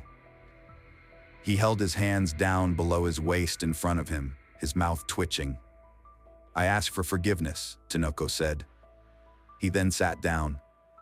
Chris Lobb, Nicole's husband, said Tinoco's family approached his family after the sentencing. They expressed condolences and apologized. In 2021, the Oregon Court of Appeals overturned the 2017 conviction of Tinoco. Since his trial, juvenile laws have changed significantly. Tinoco was convicted of a Measure 11 crime, but under current juvenile reforms, offenders between 15 and 17 years old are no longer automatically sent to adult court. Instead, prosecutors must request a hearing to decide whether juveniles accused of serious crimes should be tried as adults.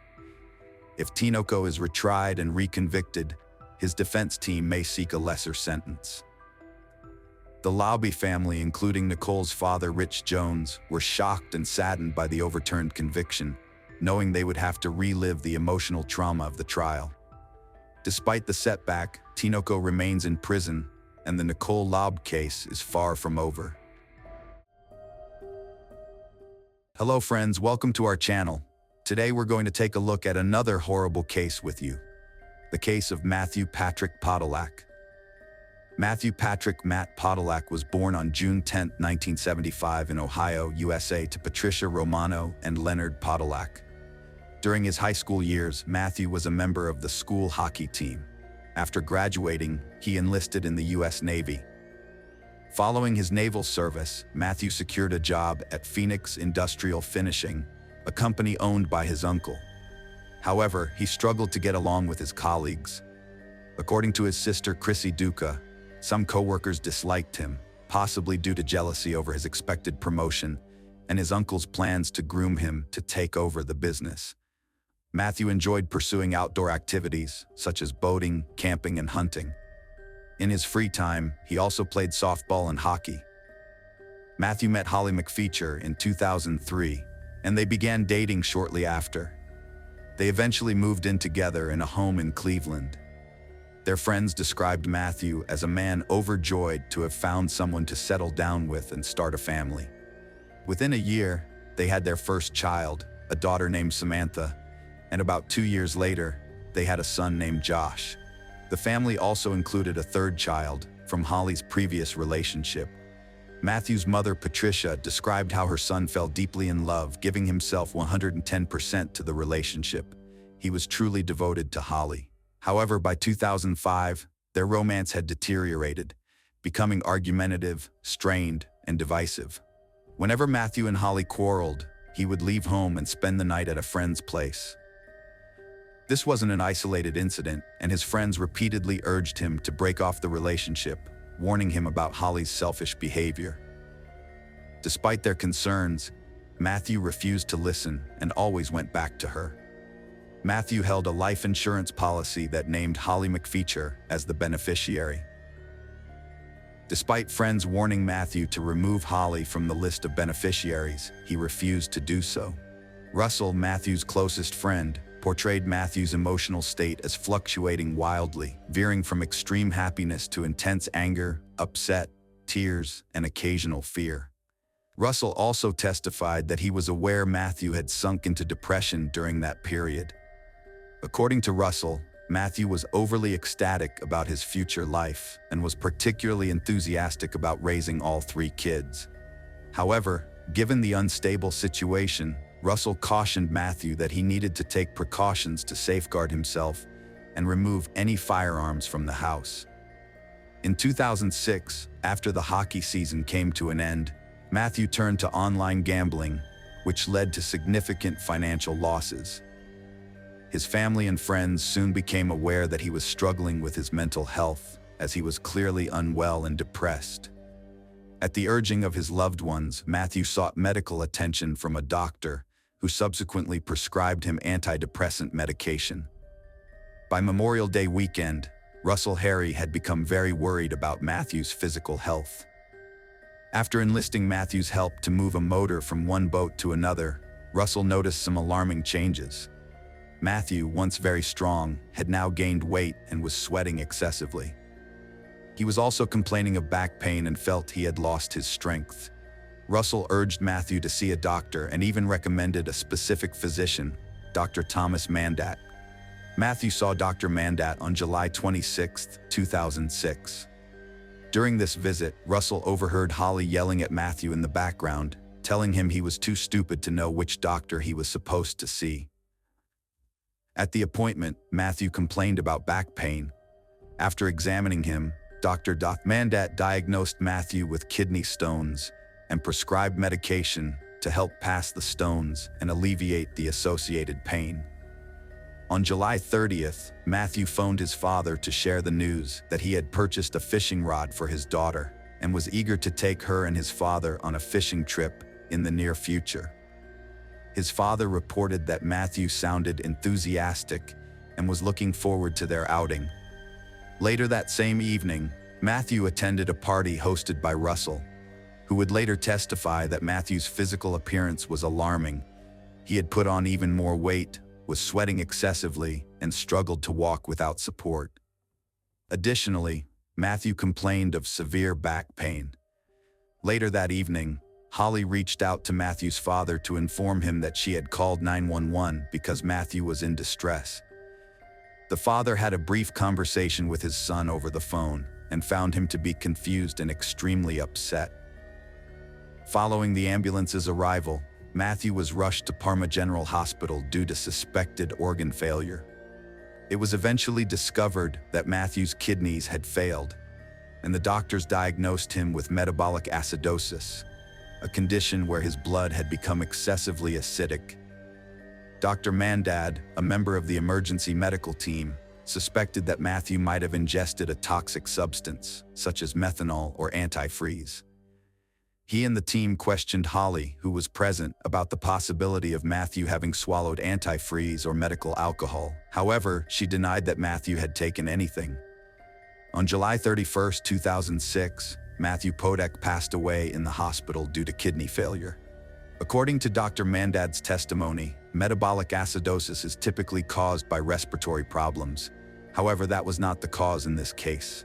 Dr. Mandat clarified that ethylene glycol is another possible cause of metabolic acidosis, which is what happened here. Matthew's death was devastating to his family and friends, but Holly seemed unaffected. Rebecca Vega, Holly's friend, testified that she had reached out to Holly to offer support in the days that followed Matthew's death. Vega accompanied Holly to the funeral home to help make arrangements and was struck by Holly's complete lack of emotional response, neither sadness nor shock. Matthew's father stated that during the wake, he had to request Holly McFeature to enter the room where the casket was located so that she could receive visitors. However, she appeared to be emotionally numb, as if she felt nothing. Similarly, Russell Harry described Holly's behavior as if she was attending a celebration, completely unaffected by the recent events. A remarkable detail surfaced shortly after. The day following Matthew's death, August 1st, Holly used an ATM to withdraw cash using Matthew's bank card.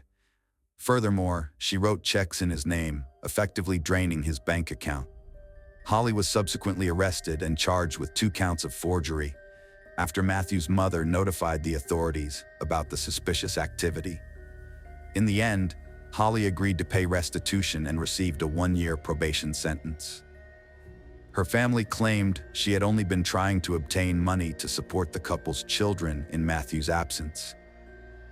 Holly McFay was listed as a beneficiary on Matthew's life insurance policy, but the payout was relatively small, totaling just $10,000, which she received 2 weeks after his death.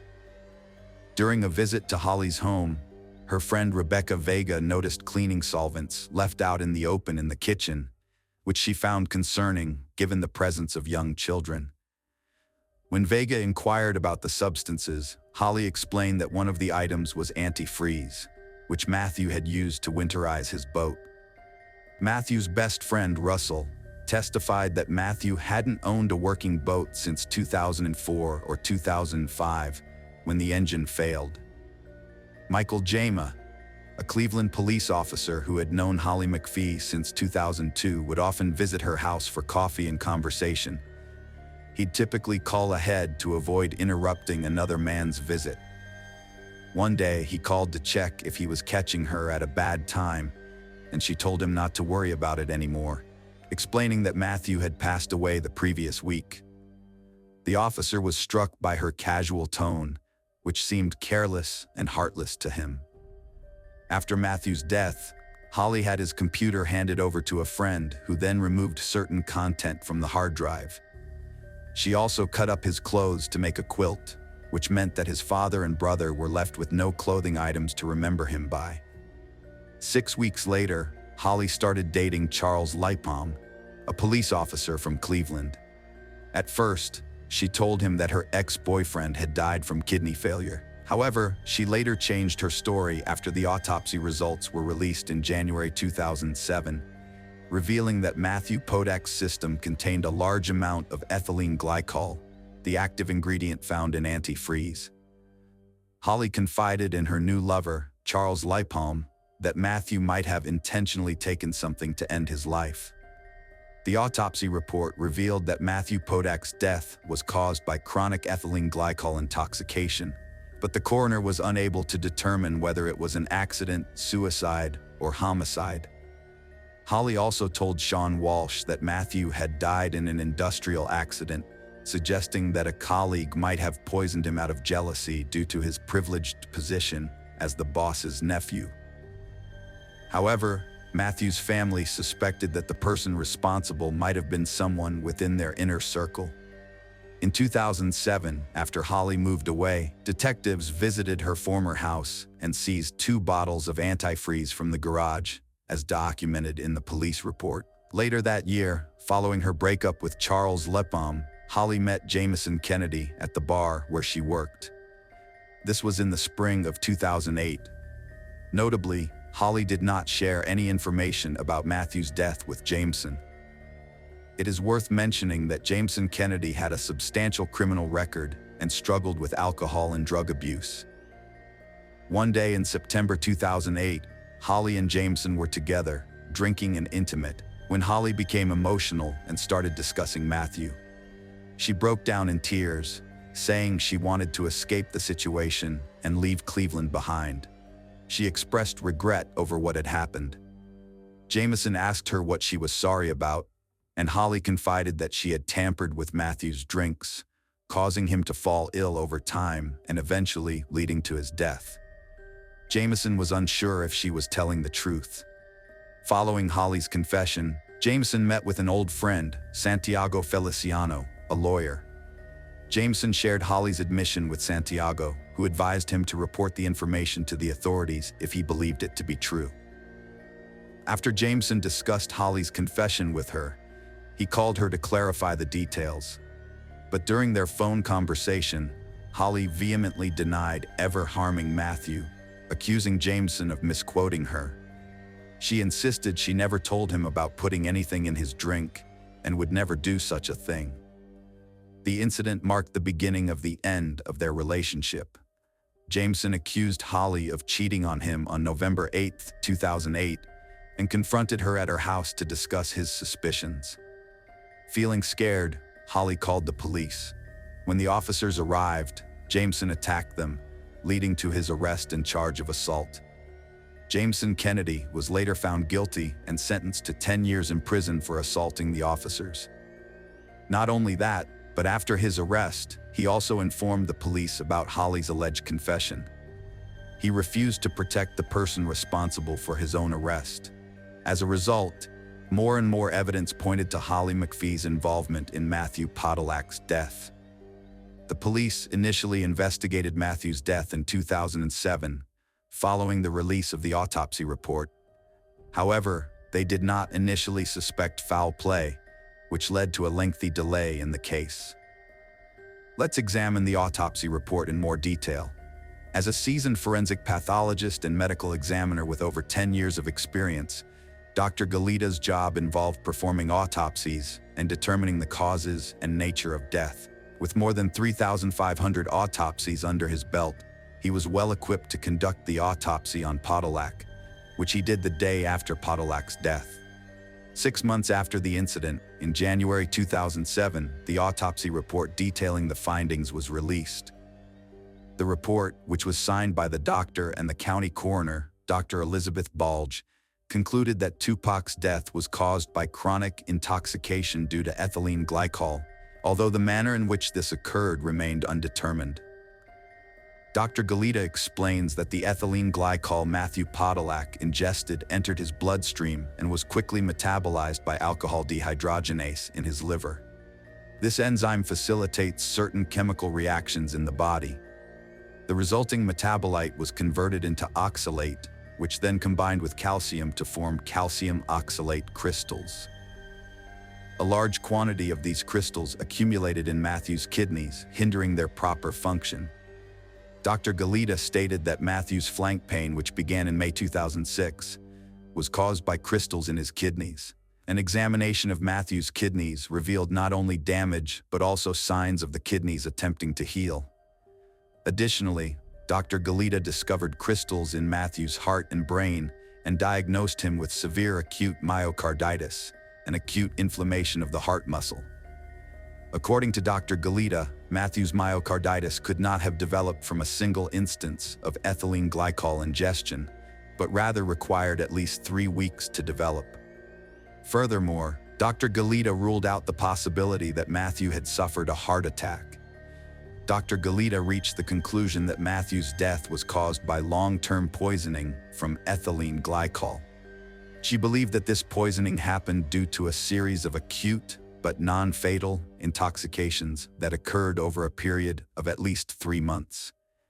Matthew's friends stated that his go-to drink was raspberry iced tea, which he would often bring to work in a thermos or in its original packaging, whether it was a half-gallon or whole-gallon container. According to his friend Michael Mahal, Holly McFeature would occasionally bring Matthew lunch at work, and it would always come with a half-gallon or whole-gallon container of iced tea. In August 2007, the police collected 2 bottles of antifreeze, one from Peak and one from Saturn, from the garage of McFeature's former home.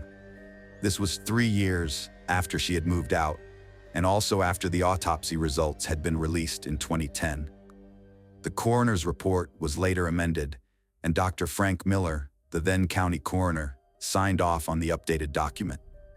Although the cause of death remained the same, the amended report changed the manner of death from undetermined to homicide, concluding that Podolak's death was a result of chronic ethylene glycol intoxication and was indeed a homicide. 6 years after Matthew Podolak's death, the authorities finally decided to arrest Holly McFeature in connection with his passing. In July 2012, they charged her with 2 counts, aggravated deprivation of Matthew's life and contaminating a substance for human consumption or use. Matthew's older brother, Mark Podolak, revealed that his family had long suspected McFeature's involvement in his brother's death, citing her unusual behavior. She didn't seem like someone who was grieving or about to lose a loved one. The investigators believed that Holly had been secretly adding antifreeze to Matthew's cold raspberry tea over a period of weeks or even months. She pleaded not guilty to the charges and appeared in court in 2013. The case against Holly rested solely on circumstantial evidence.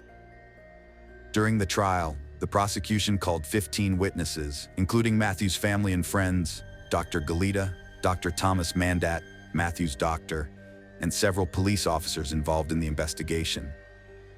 These witnesses testified about Holly's behavior, a phone call Matthew made before visiting the doctor, and the fact that Matthew had not owned a working boat since 2004, so he had no reason to use antifreeze for that purpose. Holly's lawyers claimed that Matthew's family and friends were convinced of her guilt and immediately launched a vigorous campaign targeting law enforcement agencies to ensure she was brought to justice after his death. The state's primary witness was Dr. Galita, the medical examiner who performed the autopsy on Matthew's body. During his extensive testimony, Dr. Galita explained how he arrived at the conclusion that Matthew had been subjected to chronic poisoning over a period of 3 months. He pointed out that he discovered crystals in Matthew's kidneys and cardiac myocarditis, both of which can be caused by exposure to ethylene glycol. He ruled out other possible causes of myocarditis, including bacterial, fungal, and viral infections. Furthermore, Dr. Galita testified that if Matthew had experienced a single acute exposure to ethylene glycol, myocarditis would not have developed. Galita clarified why he altered the original autopsy report 3 years later. At the time in 2007, the coroner's office lacked sufficient information to conclude that the death was a result of intentional life deprivation, so the manner of death was initially classified as undetermined. The testimonies of other witnesses supported Dr. Galita's findings on the cause of death. Matthew's friends testified that Podolak's health started to decline in the spring of 2006, and he was diagnosed with kidney stones in July of that year, with his health continuing to deteriorate afterwards. As for the relationship between Podolak and McFeature, the state's witnesses stated that it had become increasingly volatile. Matthew seemed fearful, and one of his friends even advised him to take his weapons out of the house, which he did. Holly's lawyers claimed their client was not responsible for Matthew's death. They suggested that Matthew, who was struggling with depression due to online gambling losses, work issues, and communication problems with his young child, intentionally took a lethal dose of antifreeze. The defense also argued that Matthew died from a single dose, rather than multiple doses taken over several weeks or months. To support this, they presented Dr. Robert Bucks, the coroner from El Paso County, Colorado. He testified that Matthew suffered from acute poisoning, which indicated a one-time ingestion of ethylene glycol and suggested that Matthew wanted to end his life. Dr. Bucks disagreed with Dr. Galita's finding of myocarditis, instead believing Matthew had a heart attack. He also stated that a person can have myocarditis without ethylene glycol poisoning, and that flank pain is not a symptom of ethylene glycol poisoning. Additionally, Dr. Bucks claimed there was no connection between kidney stones and ethylene glycol poisoning. The state presented evidence that despite struggling with depression, Matthew was dedicated to being a good father to his children and had made plans with them as recently as the day before his death. Additionally, there was evidence that he had sought medical help for both his mental and physical health issues. One key witness at the trial was Jamison Kennedy, who both asserted that Holly had confessed to them that she had mixed something into Matthew's drinks. Kennedy was brought to the courtroom from prison, where he was serving a 10-year sentence for assaulting police officers. He repeated his claim that Holly had confessed to him about her involvement in Matthew's death, but Holly denied making such a statement. Despite Kennedy's questionable credibility, the court transcript shows that Sergeant Michael Quinn testified that when Kennedy initially told the authorities about Holly's confession, there was no public knowledge that Matthew had died from ethylene glycol poisoning. This suggests that Kennedy's information did not come from elsewhere, contradicting Holly's claim. Holly claimed that Kennedy had given her a choice: either receive leniency in her criminal case or exact revenge on her. After deliberating for 3 days, the jury delivered a verdict on August 28, 2013, finding Holly guilty on all counts. The court subsequently sentenced her to life imprisonment, with the possibility of parole after 30 years. This case relied solely on circumstantial evidence and witness testimonies.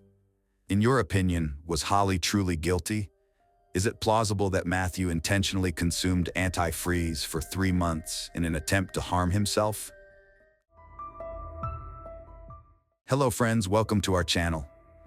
Today we're going to take a look at another horrible case with you. The case of Carol Carroll. Carol Carroll, a young mother and actress in the adult film industry, is a stark example of the perils that pursuing fame and money in this field can bring. She did not consider her work immoral. Her goal was to achieve financial independence and eventually retire once she had saved enough to support herself and her young son. Tragically, however, she was never able to leave the industry, and who once admired by thousands of fans, was eventually discovered dismembered on a rocky cliff beside a road. Carol was born on September 19, 1995, in a small Italian province. She was the only child of her parents, Fabio and Josephine, who had Italian maternal roots and Dutch paternal heritage. When she was just 4 years old, her parents decided to divorce, and she stayed with her mother. Subsequently, her father moved back to his homeland, the Netherlands, remarried, and had more children. Josephine chose to remain in Italy, raising her daughter alone, as her former husband offered little support. They lived in a small community called Cesto Kenda. Carol's mother worked multiple jobs simultaneously to provide her daughter with everything necessary: a good education and the opportunity for a better life. Carol grew up to be a beautiful, kind, and sociable girl with many friends and an easy rapport with others. As a schoolgirl, she actively participated in sports, particularly horseback riding, and regularly attended a dance studio. Carol was fluent in 3 languages, loved traveling across Europe, read extensively, and could engage in conversation on almost any subject. As a teenager, she blossomed into a true beauty with a slim, feminine figure, already attracting many admirers and suitors. She reveled in being the center of attention. After finishing school, she enrolled in a technical university to study industrial design, arts, and fashion, where she soon became one of the top students in her class. An unexpected pregnancy during her freshman year led Carol to develop a romantic relationship with a young man a year her senior, who was studying at the Faculty of Architecture and Design. In the fall of 2020, when Carol was 20 years old, she discovered she was pregnant. This news came as a complete surprise to both her and the child's father, as they were both students and utterly unprepared for such a development. Nevertheless, Carol firmly decided to keep the baby. In 2016, the young couple had a son together, and their lives changed drastically. Both had to leave school because they lacked the funds to support themselves and their newborn. The new parents decided to move to Verona, where there were more opportunities to earn a living and provide for their family.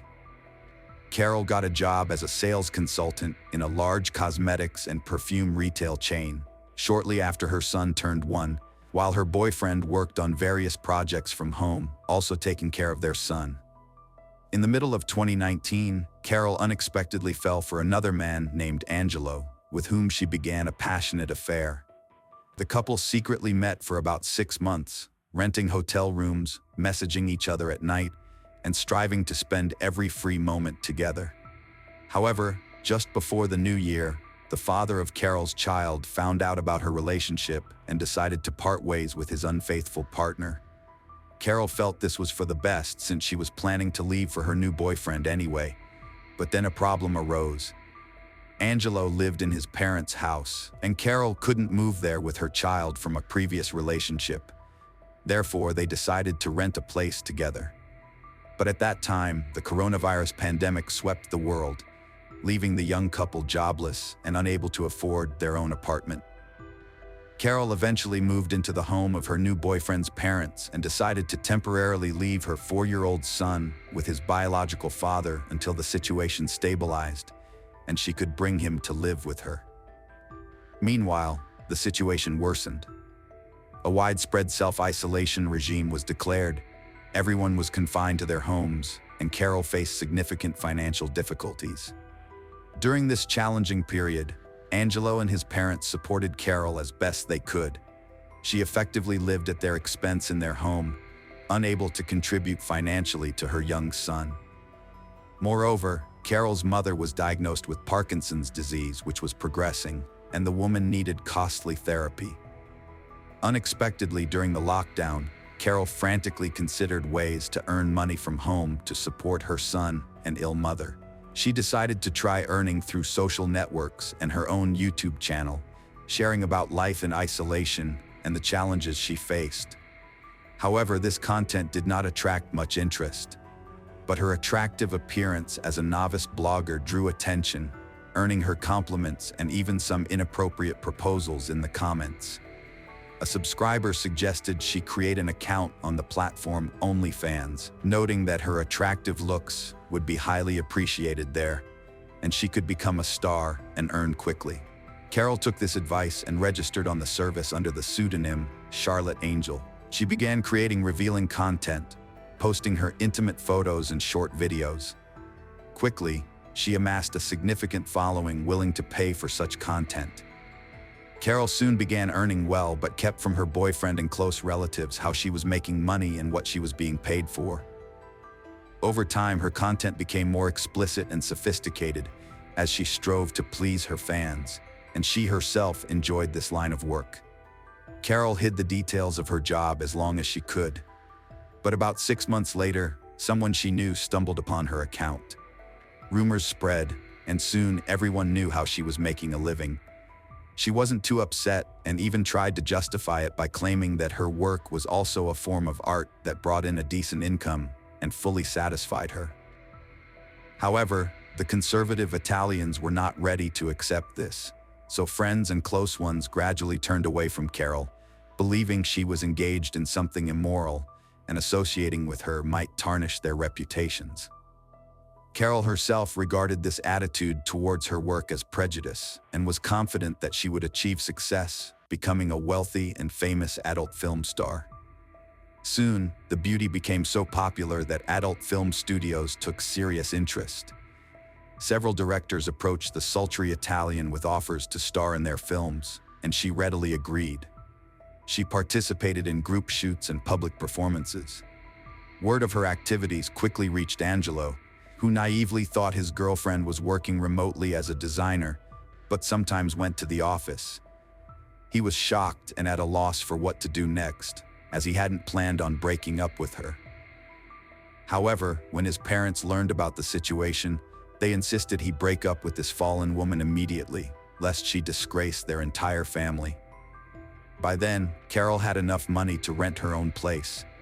Her OnlyFans account was extremely popular. She regularly received offers from directors, and her fees kept increasing. In interviews, she claimed she didn't plan to do this all her life and intended to eventually finish her education and try her hand as a designer or modeler. But for now, she truly enjoyed what she was doing and was well compensated for it.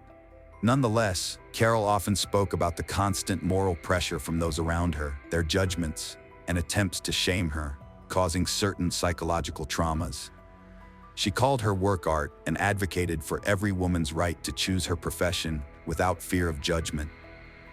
Attempting to move on, and with a new dominant lover at 25, Carol moved to a small town called Rescaldina in the Milan province, deciding to start over. She planned to leave her career in the adult industry behind and got a job as a sales consultant at a perfume boutique. It seemed she had completely changed her life, but this was only temporary. A few months later, she met a 42-year-old local banker named David Fontana, who was passionate about photography, specializing in nude photography. They met online where he was seeking a model for his explicit projects. Carol responded to his offer, and during their first meeting, the pair felt an immediate mutual attraction. Fontana had been married for many years, but this did not stop him from starting a relationship with the young woman. They began dating, organizing explicit photographic sessions that regularly led to intimacy. Soon, he learned about Carol's past activities and persuaded her to return to filmmaking, recognizing her true talent. David had mixed feelings for her. He loved her, wanted to possess her, but also liked seeing his young lover in adult films. In March 2021, the banker divorced his wife and started living with Carol, realizing their most explicit and sinful fantasies. He helped her create content that was incredibly popular on OnlyFans, but he took a cut of the profits from their joint work. Carol soon became so successful and popular that foreign directors and studios began offering her lucrative contracts for shoots. Fontana was quite jealous in life, reacting sharply when others paid attention to his girlfriend on the street or tried flirting with her. But there were no restrictions or limits when it came to filming. He treated it as a regular job, which the actress was completely comfortable with. A few months later, Angelo called her, confessing he missed her greatly. He proposed they get back together, noting he was ready to accept her line of work and wouldn't interfere or restrict her. Carol was touched but admitted she already had another man. Nevertheless, they continued to communicate, but when David learned about this, he became enraged, threatened Angelo, and even set his car on fire. Angelo immediately reported to the police about the threats to his life and property damage. The authorities issued a restraining order preventing Fontana from approaching Angelo, but no evidence of the banker's involvement in the arson was found, so he did not compensate for the damage. The in-demand actress often flew overseas for shoots, and her subscribers numbered over 30,000. Carol was saving up to buy her own home, take her son with her, and planned to leave the adult film industry, find another job, and focus on raising her son. Meanwhile, she began making custom videos, which proved to be a lucrative business. Fans sent her their own scripts of what they wanted to see, and she brought their fantasies to life for a handsome fee. Fontana continued to help her with filming and editing. They still lived together and shared the profits. In September 2021, Carol met an actor named Salvatore Galdo on a film set, who was her partner in several explicit films. However, real feelings ignited between them, and they started a romantic relationship. They dated secretly, fearing what David might do to her new lover. She waited for the right moment to tell the banker everything and break up with him for good.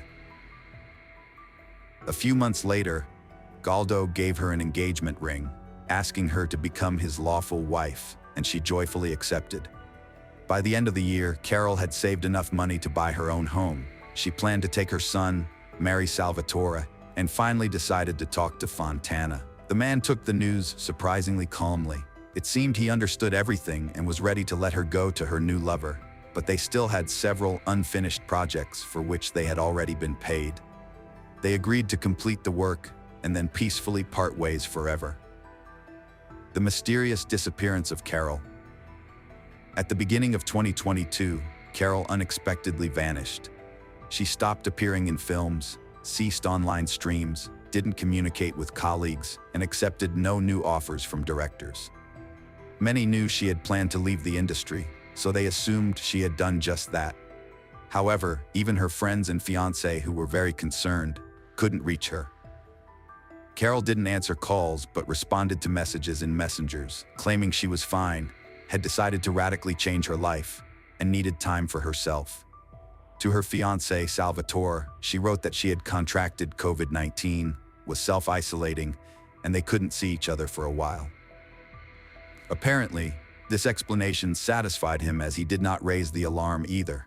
A month or 3 months later, on social media, new posts occasionally appeared on her account, but she hardly interacted with anyone, limiting herself to terse and brief responses, according to the latest photos on Carol's page. She had gone on a seaside vacation without telling anyone. Parts of an unidentified body in bags were discovered on March 20th, 2022. A passerby was walking along the outskirts of the Italian community of Borno on a road along a rocky cliff. He was suddenly drawn to large black trash bags lying on the slope near a body of water. The area was scenic and deserted, so the man was annoyed that someone had decided to dump trash there. He went down to the nearest bag and tried to lift it, but it was quite heavy. The real horror struck him when he saw human fingers poking through the torn polyethylene. The man immediately reported his gruesome discovery to the police, and the responding officers found 4 bags containing a human body divided into 18 parts. The remains were so disfigured that identification seemed impossible. Forensic experts determined it was a young woman who had died at least 2 months earlier, but they could not establish the cause of death. The body had been in a freezer before someone dumped it off the cliff. Presumably, the criminal drove here, simply throwing the bags down, hoping that in such a secluded place, they would remain undiscovered for a long time. The bags tore on impact, causing some of the contents to spill out. Clearly, the criminal had done everything possible to keep the remains unidentified for as long as possible by removing all distinctive features. Pieces of skin were cut off in areas likely covered by tattoos.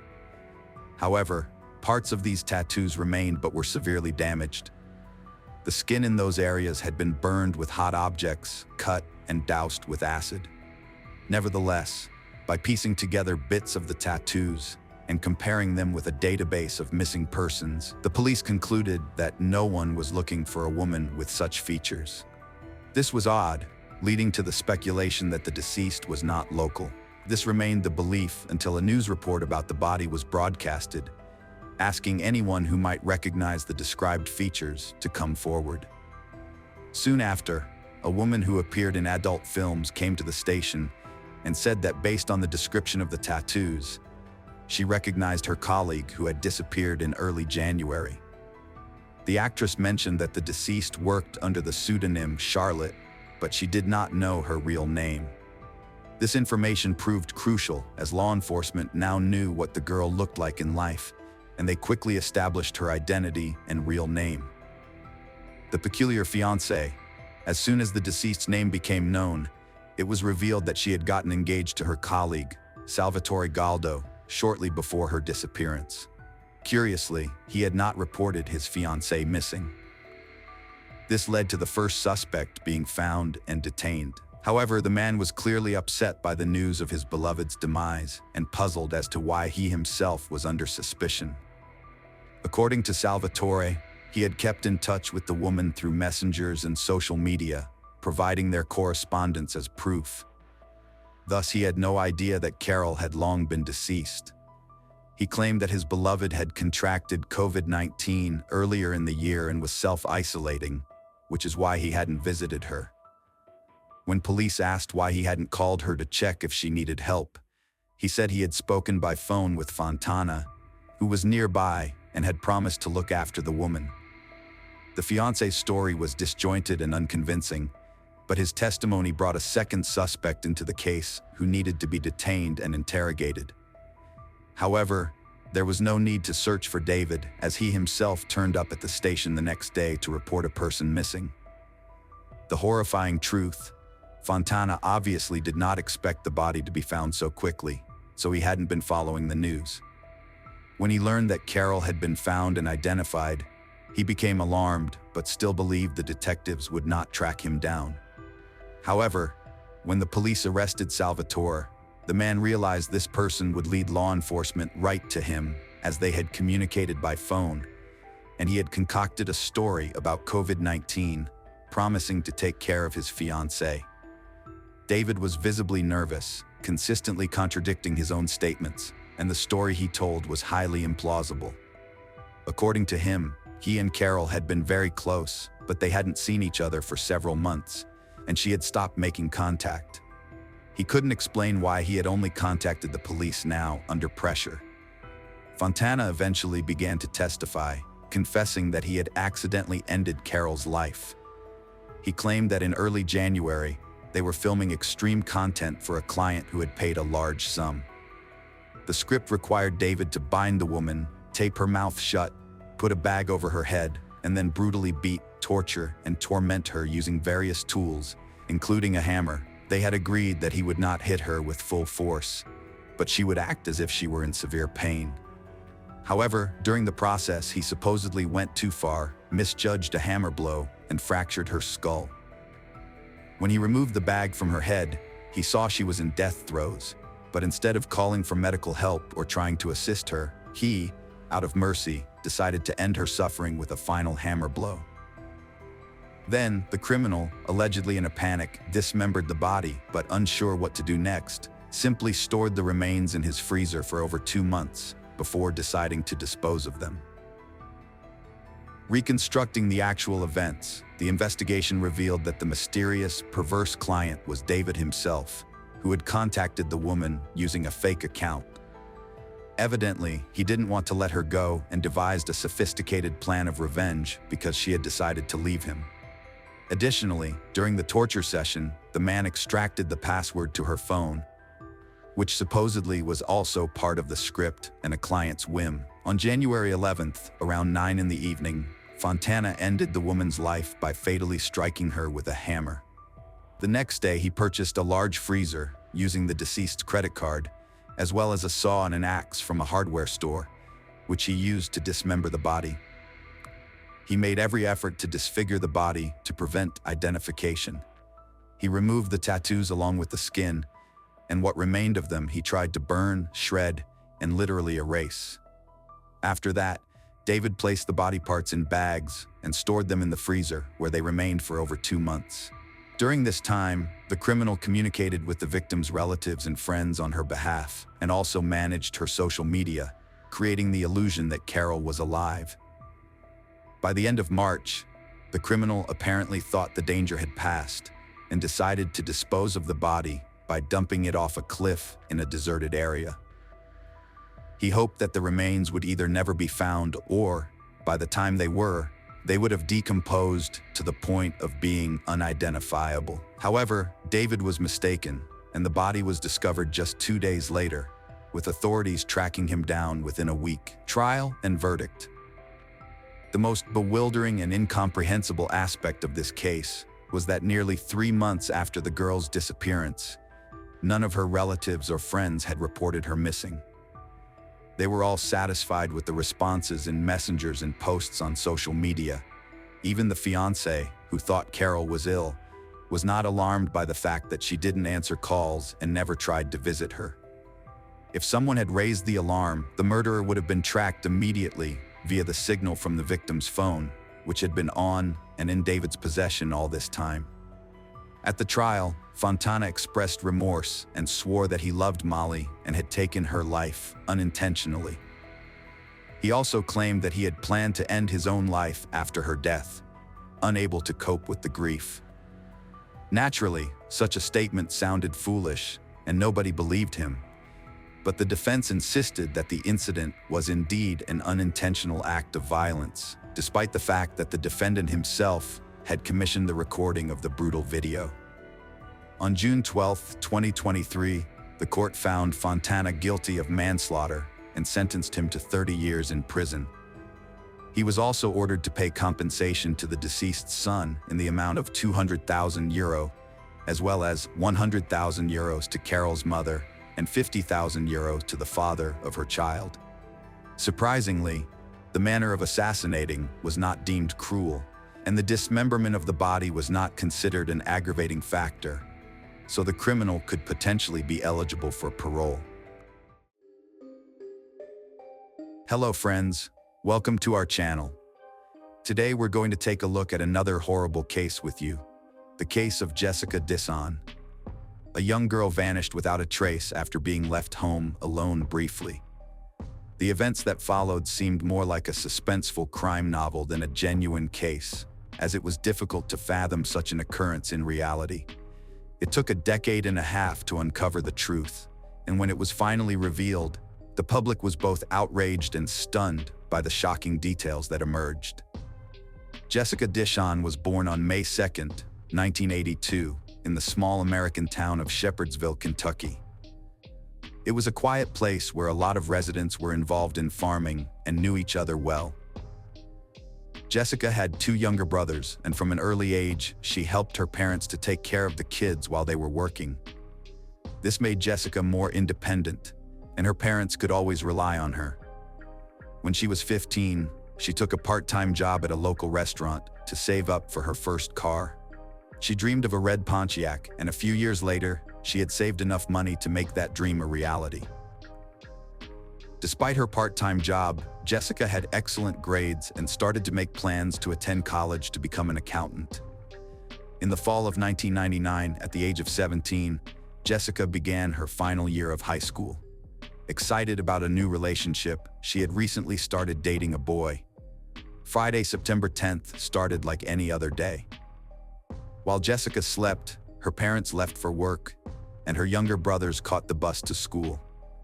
Jessica, who had stayed home, was expected to drive herself to school in her own car shortly after her brothers had left. Somewhere around noon, her mother returned home and immediately noticed something weird. Jessica's car was parked in front of the house, although she should have been in class at that time. The mother entered the house and went to her daughter's room. Her initial thought was that Jessica might have overslept and missed school, but she wasn't in her bedroom. Next, the mother thought that for some reason, Jessica might have asked her father for a ride to school. She called him, but he said he had gone to work alone that morning. Thinking there might be something wrong with Jessica's car, the mother took a spare key from the house to try starting it. However, as soon as she approached the car, she saw a disturbing scene. To begin with, the driver's door was ajar. Even more disconcerting was the sight of Jessica's cell phone on the seat, displaying the partially dialed emergency number 911. Under the front seat, one of Jessica's shoes and her keys were visible, while her textbooks, work attire, and purse were scattered across the back seat. Jessica's mother instantly assumed the worst-case scenario. It was apparent that someone had attempted to call 911 using Jessica's phone, but was interrupted. Furthermore, it was highly improbable that Jessica would have simply abandoned all her personal items in the vehicle and departed on foot, especially considering the family's residence was situated on the periphery of town, necessitating a lengthy trek along the road. Jessica's parents called the school only to hear that their daughter hadn't attended class. Somehow, the school had failed to notify them about this, as it should have done. A few hours later, Jessica's best friend from the restaurant where they both worked called her parents, saying that Jessica hadn't shown up for her shift, increasing their concern. Worried about Jessica's absence from school and work, and the fact that her belongings, including a phone with 911 dialed, were left in an unlocked car, her parents decided to call the police. However, the sheriff simply suggested that Jessica had probably left on her own and would eventually come home. He didn't even pay attention to the fact that one of her shoes was left in the car, which would make it difficult for her to go far without it.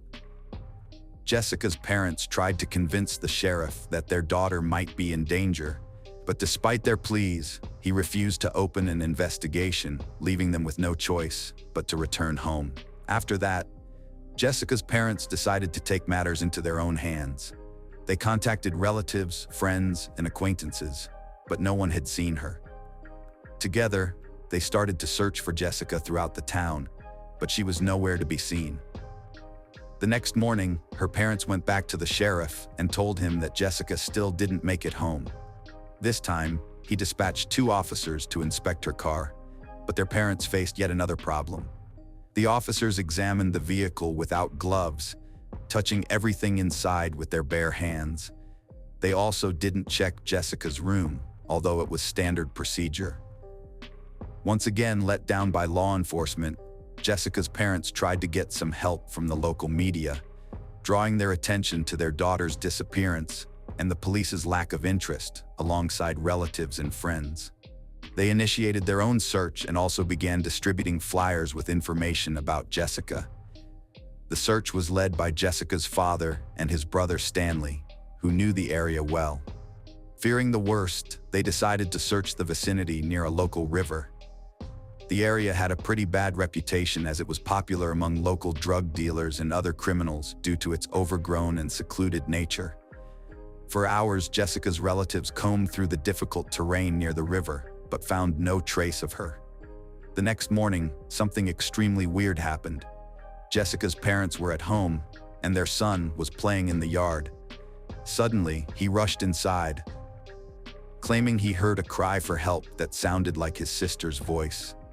Jessica's father grabbed his shotgun and rushed outside, trying to locate the source of the cry.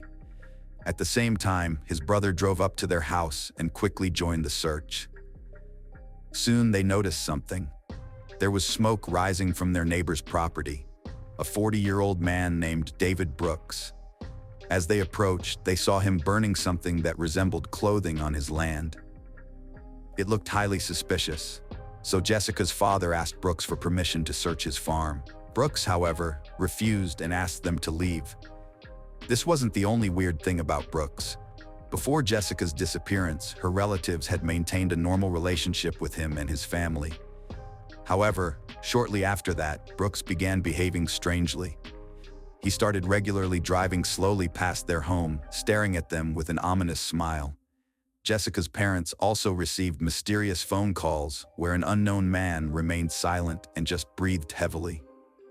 They suspected Brooks was behind it, but couldn't understand the reason for such behavior. After witnessing Brooks burning clothing on his property, Jessica's parents decided to once again speak to the police, who had shown little interest in the case from the beginning. They shared their observations, asking officers to visit Brooks with cadaver dogs, and they agreed. Using Jessica's clothes to track her, the dogs led them to the fire pit on Brooks's property, but no substantial evidence was found. The dogs also discovered black gloves in one of the sheds, signaling the presence of a smell associated with decomposition. Throughout the search, Brooks displayed increasingly suspicious behavior, yet the police failed to connect him to Jessica's disappearance, once again leaving empty-handed. Disappointed by the police, Jessica's father decided to reach out to the FBI. The Bureau usually refrains from initiating investigations based solely on calls from the relatives of missing persons, but this time, they decided to get involved immediately, in light of the disturbing facts presented by Jessica's parents. After thorough research, the FBI concluded that something truly horrific might have happened to her. From this point on, a real investigation began, one that local cops had been reluctant to conduct. FBI agents have taken fingerprints in Jessica's room and in her car. They have also seized all potential evidence for analysis and sent everything to the lab. Investigators have also organized an extensive ground search using helicopters and by gathering volunteers. They have thoroughly examined the bottom of the pond near Jessica's house, considering the possibility that her body might be there. FBI agents have meticulously searched Brooks' farm, and that's where they discovered something very alarming. In one of the sheds, they found a printed photo of Jessica. After this disturbing discovery, detectives were almost certain that Brooks was somehow involved in her disappearance. They also suspected his 35-year-old brother Joseph, as he behaved strangely while the police were searching his property. However, there was a problem.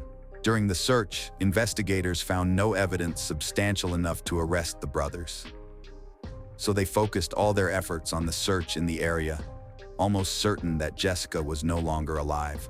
On September 27th, 17 days after her disappearance, the police received a call. A woman was driving along the road near the river where Jessica's father had searched for her in the initial days. She saw something strange near a tree just off the road and decided to inspect it. The woman came closer, realized it resembled a human body, and called the police right away. The FBI agents arrived at the scene and indeed found the lifeless body of a young woman missing some fingers and limbs. She was found with a painted rope tied to her legs, partially undressed, likely sexually abused, and decomposed beyond recognition. Her mother identified her by a small butterfly tattoo. Medical experts confirmed her identity and determined she was strangled to death, had numerous bruises, and her limbs and fingers were detached post-mortem. The most devastating fact was that she had been alive for about 3 days after her disappearance, giving the police a chance to save her, but they did nothing. After the body was found, the FBI re-interviewed Brooks and discovered inconsistencies in his story. He initially claimed to have seen Jessica the morning she disappeared, but later changed his account, saying he was home with his wife, who contradicted him. When asked about hypothetical fingerprint evidence, Brooks's suspicious response was that he'd confess. He failed a polygraph, leading to his arrest, despite a lack of solid evidence linking him to the crime. The detectives continued working on the case, searching for any additional evidence as the trial preparations unfolded. Investigators recalled another interesting detail. During the search of Brooks's car, they found a rope similar to the one used to tie the victim's legs. However, no DNA samples were found on it, making it another piece of circumstantial evidence. The trial began in January 2003. Brooks's lawyer insisted on the complete absence of evidence and declared his client's innocence. Something else came to light during the trial. When the body was discovered, investigators also found some missing limbs of the victim nearby. They placed them in special containers and handed them over to the local police. Ignoring labels that said, "Store it in the refrigerator," they left the boxes at room temperature, causing extensive decomposition. So even if there was some potential evidence, including possible DNA traces from the killer, it was lost due to this error.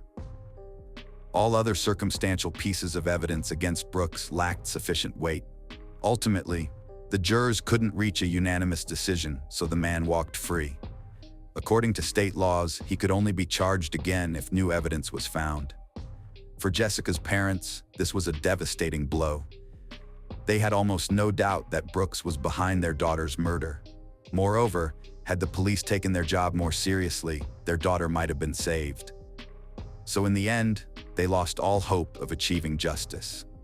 In the following years, this case remained unsolved, and eventually it was almost entirely abandoned. In 2012, a new detective, Lynn Hunt, joined the local police department. She was assigned to investigate unsolved cases, and her initial focus fell on the murder of Jessica Dish.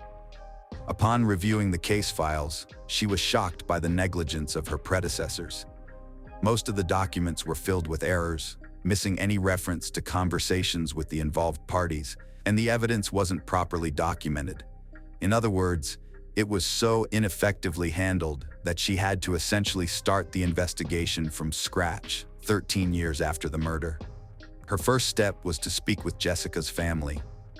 One of her brothers, now an adult living separately from his parents, handed her a box of Jessica's belongings from her car. He had kept it since the police returned these items to the family.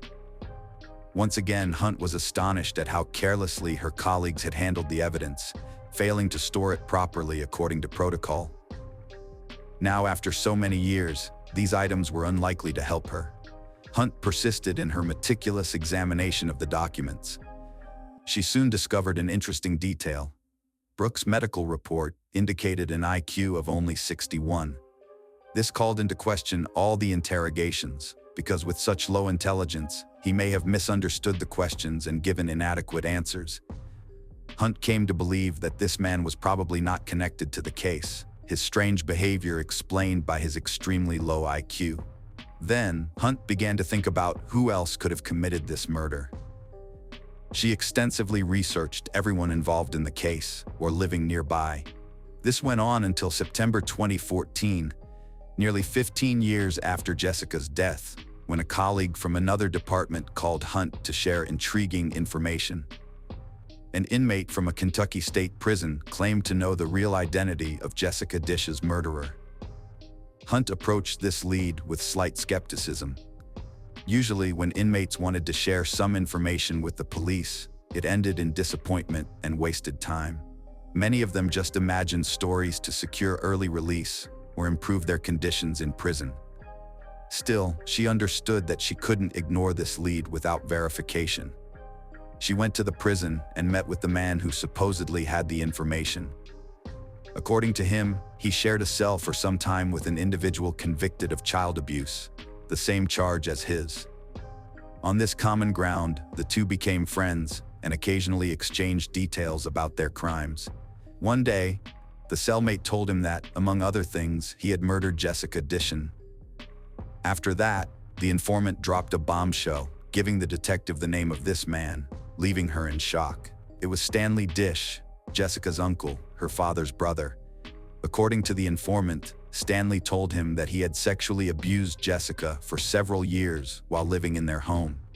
He threatened to kill her or someone close to her if she ever talked about it.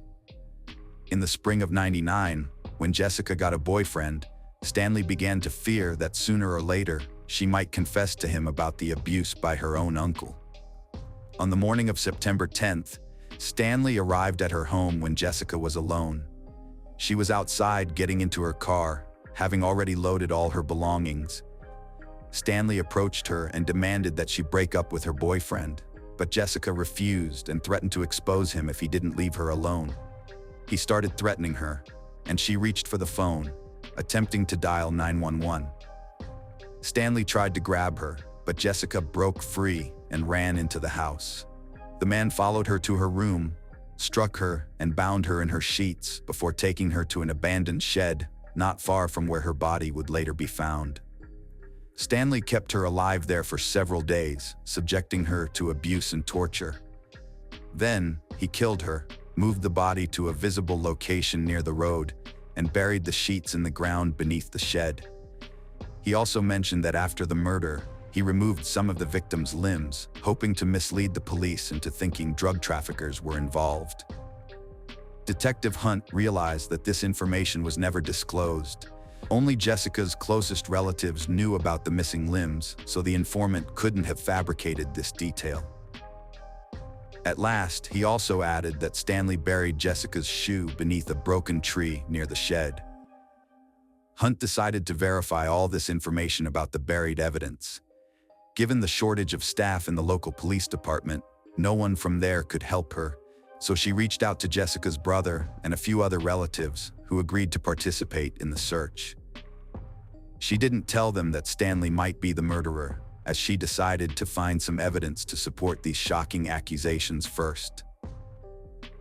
On the first day of the search, they failed to uncover any clues under the pouring rain. They dug in the areas matching the informant's description, but it yielded no results.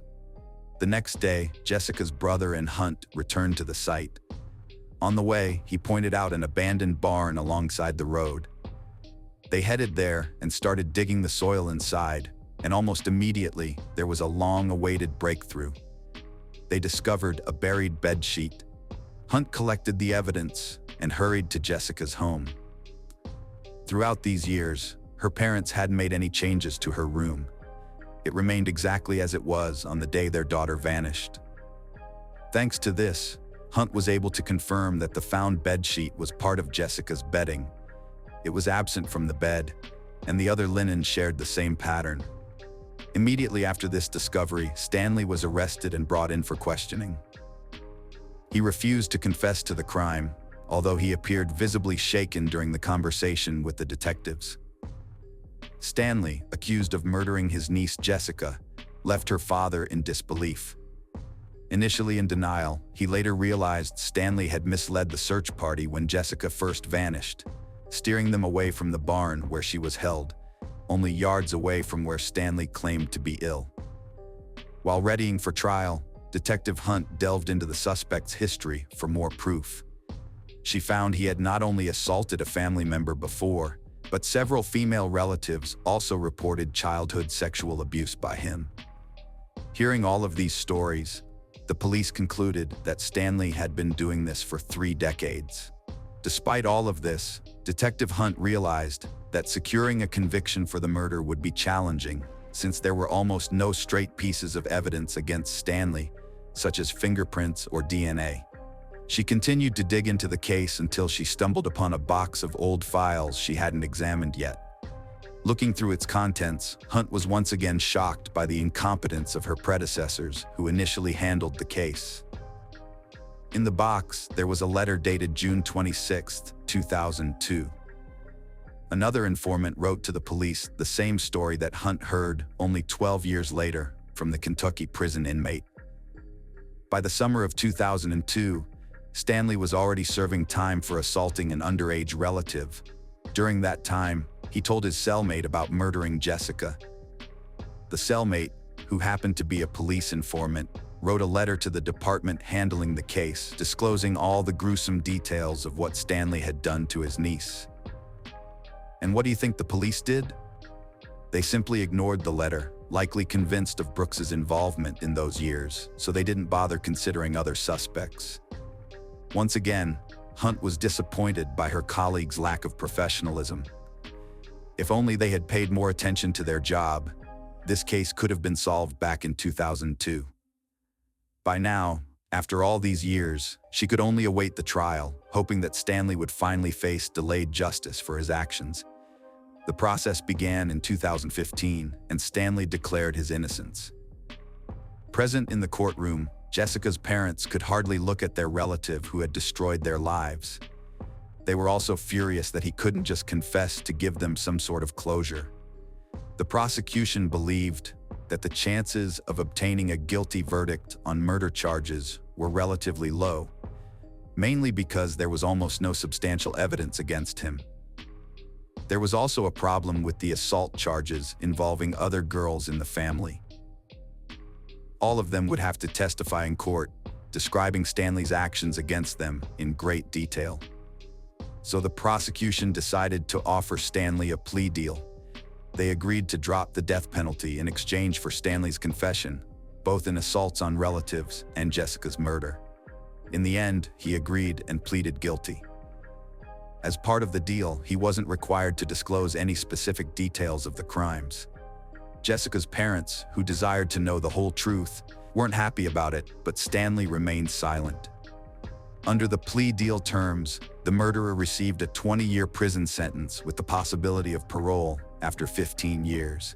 Given that he was 56 at the time of sentencing, Stanley might be released at 71.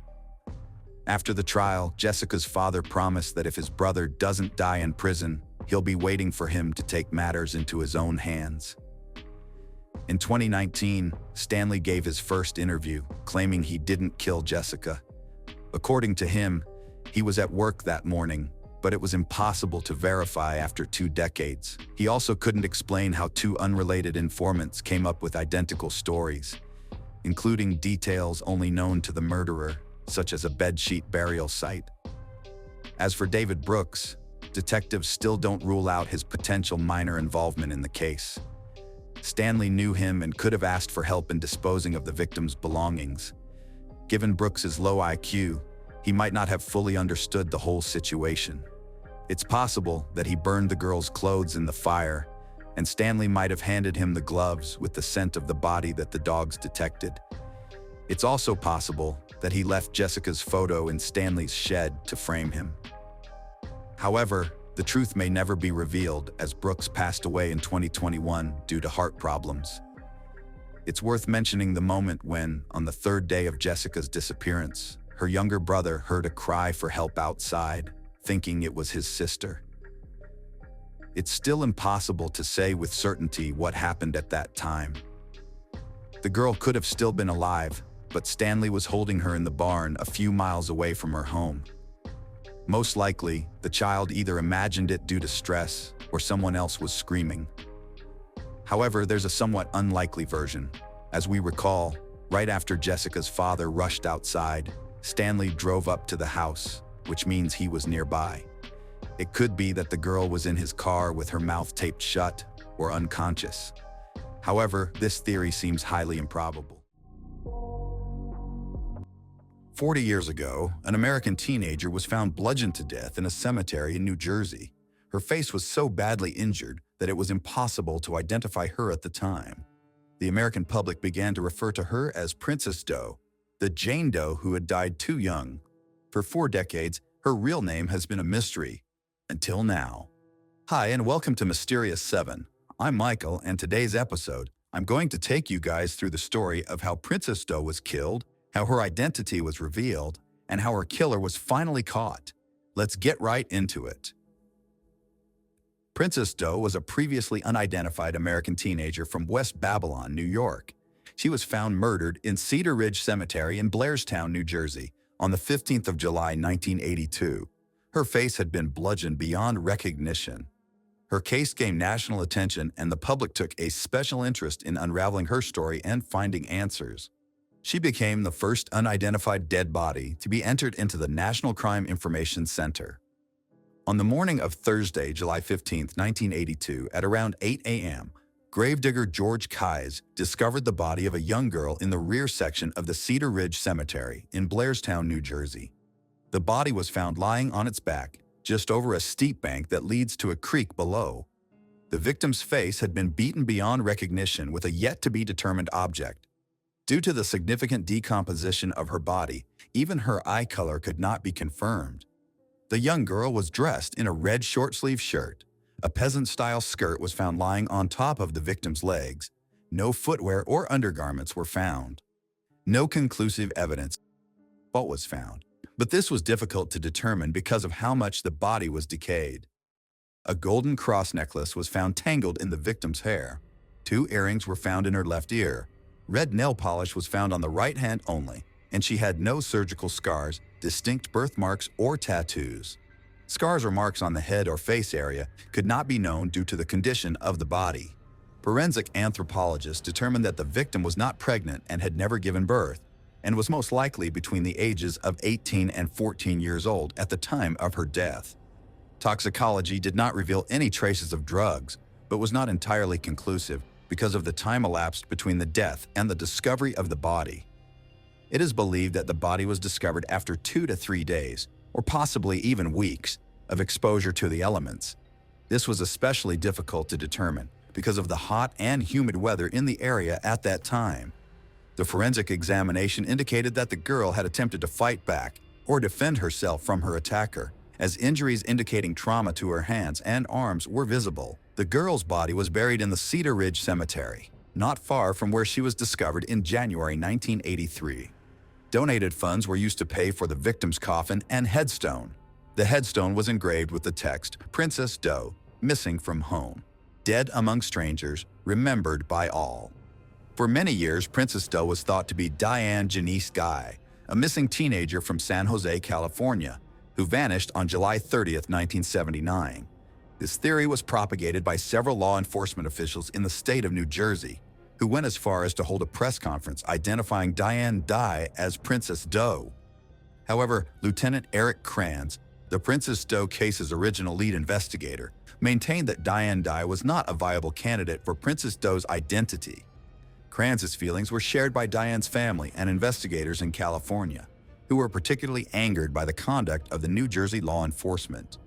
In 2003, Princess Doe's DNA was compared with a DNA sample from Diane's mother, Patricia, and it was conclusively determined that Princess Doe was not Diane Dye. After seeing images of the girl's clothing in the newspaper, a witness named Anne-Marie Latimer reported to officials that she remembered seeing a girl wearing the same clothing as Princess Doe purchasing cigarettes on July 13, 1982, just 2 days before her body was found. Latimer stated that she was shopping with her daughter at a supermarket across from the cemetery and observed and was able to describe the victim's clothing. The shirt and skirt themselves were traced to a manufacturer in the Midwestern United States, although the brand labels were missing. 3 people reported, after viewing the photos, that they had bought similar clothes at a Long Island store, which is now closed. On September 22, 1999, the body of Princess Doe was exhumed from the Cedar Ridge Cemetery in Blairstown so that DNA samples could be taken. The body was reburied in the same location. After a 2012 photo composite of the victim was released, it generated new tips, as it resembled several missing girls from across the country. One theory was submitted that Princess Doe may have been a runaway and could have been an individual using false names while employed at a hotel in Ocean City, Maryland. In 2012, a sample of her hair and a tooth were examined through isotope analysis and indicated that the victim was most likely born in the United States. At least 7 to 10 months in the Midwestern or Northeastern United States. The tooth sample indicated she could be from Arizona. It is also believed that the girl had spent a long time in Long Island, New York. Lieutenant Kranz, now retired, coined the name Princess Doe early in the investigations and also managed to get the case covered extensively in the media. The case was used as the impetus for recording unidentified crime victims in the MCIC database at the national level. Princess Doe became the first such case entered by the FBI director. After extensive print media coverage in 1982, Lieutenant Kranz, who was the original lead investigator from the Blairstown Police Department, was contacted by HBO regarding the Princess Doe case and asked if the channel could chronicle the case in an upcoming documentary entitled Missing. Kranz agreed, and the segment was filmed over several weeks. Kranz was shown following leads as they came in. The documentary featured actual footage of the recovery of Princess Doe's body, along with footage shot by HBO of Princess Doe's 1983 funeral. The case was also featured on America's Most Wanted in 2012 in hopes of generating new information about the case. The same year, the most recent reconstruction was broadcast on CNN.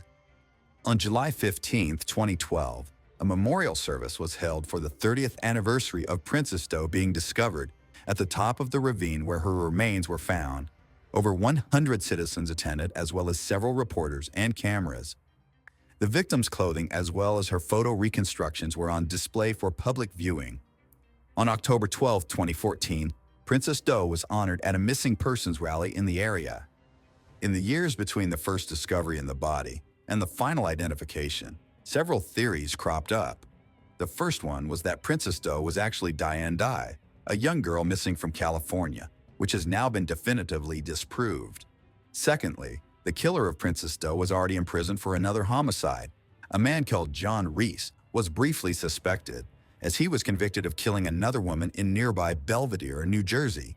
But there was no real evidence of a connection with Princess Doe. The third theory was that Princess Doe was either a runaway that was known to work in the Ocean City, Maryland area, or a prostitute who worked at the local truck stop. The information for these two possibilities was highly inconclusive. Nobody from the local area came forward to identify Princess Doe on or off the record. It seems unlikely that not one single person would come forward if she was known in the area. The fourth and disturbing theory was that Princess Doe was killed by a Blairstown police officer, and that is why the case was never solved. But this claim is completely unsubstantiated. There are retired local law enforcement officers who still follow and contribute to the case, even after 40 years. The fifth theory was that Princess Doe was a victim of a serial killer known to operate in the area, such as John Kleiss, Henry Lee Lucas, or Joel Rifkin. Though local law enforcement was aware of these claims, none were found to be credible. A sixth theory was that Princess Doe was an out-of-state teenager who worked at an area camp. Again, this was never proven. And now we come to the seventh theory, that Princess Doe was killed by a man named Arthur Kinlaw. For many years, this was the most current theory. Many of the facts fit the case, and this theory was explored on the America's Most Wanted website. Several New York Newsday articles referenced this theory that was published in 1999 and 2000.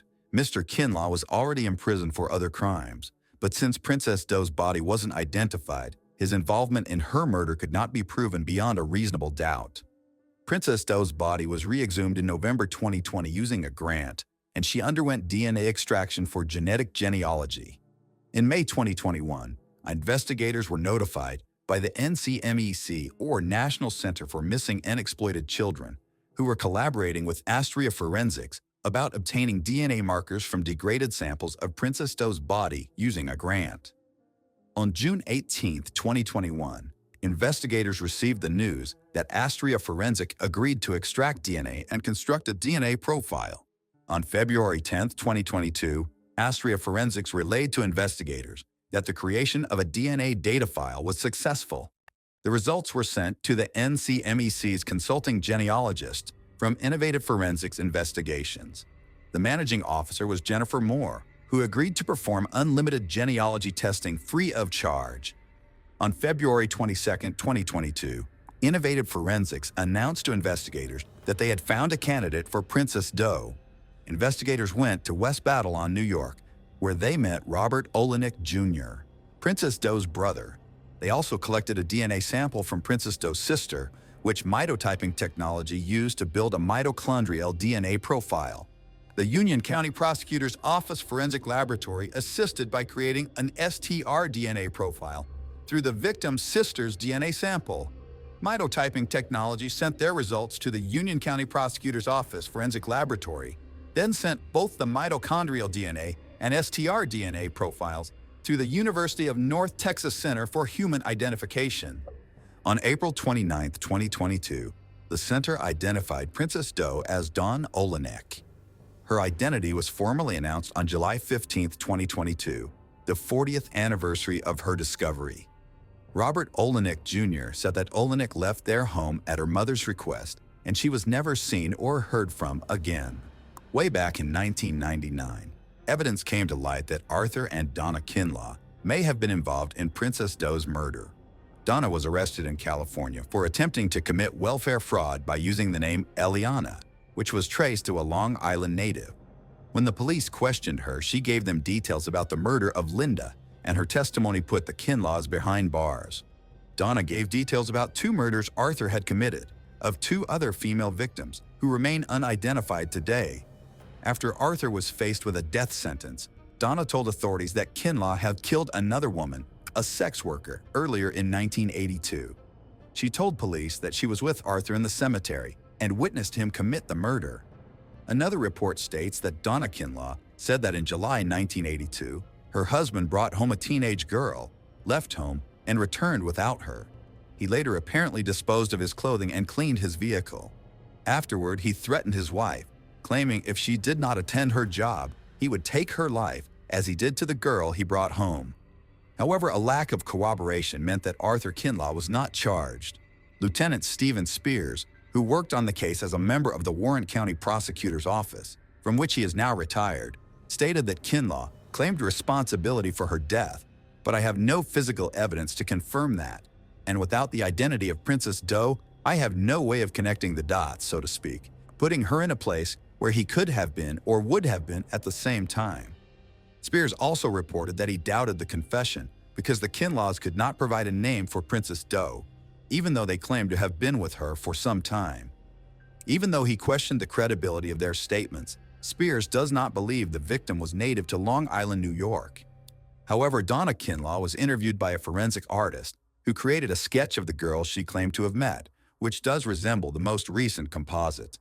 Arthur Kinlaw remained incarcerated for 2 counts of second-degree murder. Following the 2022 investigation of Princess Doe as Don Olenek, Arthur Kinlaw was reconsidered as a suspect and later charged with Olenik's murder. Don Olenek was born on August 5, 1964. She had been a junior at Connequot High School in Bohemia, New York, where she had lived with her mother and sister, authorities said. But she soon moved out of the family home. According to her brother, she was thrown out of her home by her mom. She ended up getting killed in a cemetery, leaving no clue as to her real identity. But for more than 20 years, the name of her suspected killer was no secret. In 1999, the wife of Arthur Kinlaw, the convicted pimp who today is serving time for the murder of many other Long Island women, tied her husband not only to those deaths, but to the brutal slaying of the girl in the Blairstown Cemetery. In an interview with Newsday at the time, Donna Kinlaw recounted how her husband in the summer of 1982 brought a girl of about 18 years old back to their Central Islip home. She told the newspaper as well as police that her husband left with the woman, but later returned home alone, appearing shaken.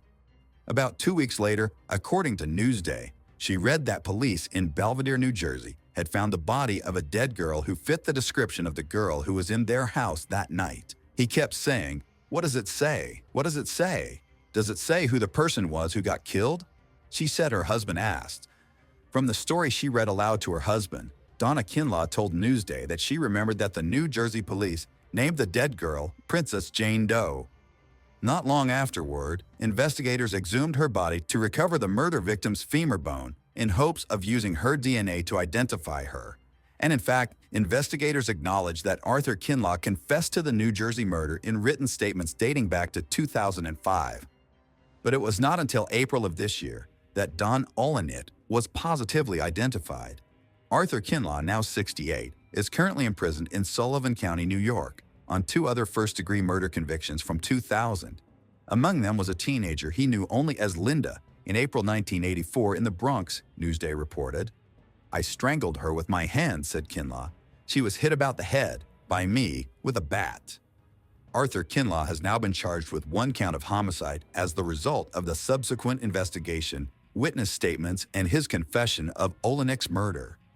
It is believed that after Don Olenek refused his demands to go into prostitution, he drove her to New Jersey. They both ended up in Blairstown, where Kinlaw murdered her in the Cedar Ridge Cemetery. Neither Olenek nor Kinlaw had a connection with the town. Kinlaw remains imprisoned at the Sullivan Correctional Facility in Fallsburg, New York. Investigators are now looking to piece together Don Olenek's movements in the time leading up to her death. The DNA Doe Project, also DNA Doe Project Incorporated, or DDP, is an American nonprofit volunteer organization formed to identify unidentified deceased persons, or commonly known as John or Jane Doe, by using forensic genealogy. Their volunteers identified victims of automobile accidents, homicides, and unusual circumstances, such as persons who committed suicide under an alias. The group was founded in 2017 by Colleen Fitzpatrick and Margaret Press. Unraveling the mystery of Princess Doe has been a sensational success for genealogical DNA testing of exactly this kind. Sometimes the smallest things make the biggest impact, and for the case of Princess Doe, that was exactly what happened. A molar root weighing just 200 kilograms would hold the answers that had eluded investigators for close to 40 years. With the help of the National Center for Missing and Exploited Children, Princess Doe's molar and eyelash were submitted to Astria Forensics in 2021 for possible DNA extraction. What is so special about Astria is that they can extract DNA from samples that are degraded or otherwise would provide no value, said Carol Schweitzer, a forensic supervisor at NCMEC. We knew that if anyone could get the information that was needed, Astria could. And they did. Kelly Kincaid, CEO of Astria Forensics, told NCMEC that they were lucky to find that the DNA was exceptionally well preserved and allowed for millions of pieces of information to be gathered to complete the DNA profile. This single DNA extract contained hundreds of millions of unique human DNA fragments, said Kelly. With these sequencing data, we were able to reconstruct her whole genome single nucleotide polymorphisms or SMP profile. This resulted in Astria being able to deliver genotype files to NCMEC and the Warren County Prosecutor's Office that could go on and be used to complete Princess Doe's genealogy. This technology, that would not have been possible 40 years ago, was just the break the investigators had been hoping for to identify Princess Doe's identity. Once Astria finished the sequencing, Innovative Forensic Investigations, or IFI, started to work on investigative genetic genealogy techniques to build a family tree that would ultimately lead to the true identity of Princess Doe, or who we now know as Dawn Olenek. This work was only possible because of the collaborative effort of each agency, said Jennifer Moore, CEO of IFI. Our team brings forward a diverse set of skills that allows us to help find answers to cases. Echoing Moore's sentiment in today's press conference, Prosecutor Pfeiffer reiterated that science and technology made the impossible possible in this case. Dawn's case was deeply personal for the investigators involved, and their push for answers and justice never wavered. Dawn's family expressed deep gratitude to everyone who worked to find answers in Dawn's case. "This is a very big deal for my family," said Dawn's cousin. "I'd like to thank Blairstown for treating my cousin like she was one of their own. It touches our family deeply. My cousin is always in my heart," he said while tapping the photo of Dawn pinned to his chest. Blairstown gave it their all and never gave up. We were greatly appreciative of that. Since Princess Doe was the first unidentified persons case to be entered into NCIC, the National Crime Information Center, by the director of the FBI, William Webster, on June 30, 1983, this was a historic moment for missing and unidentified persons that has continued to play a crucial role in investigations since.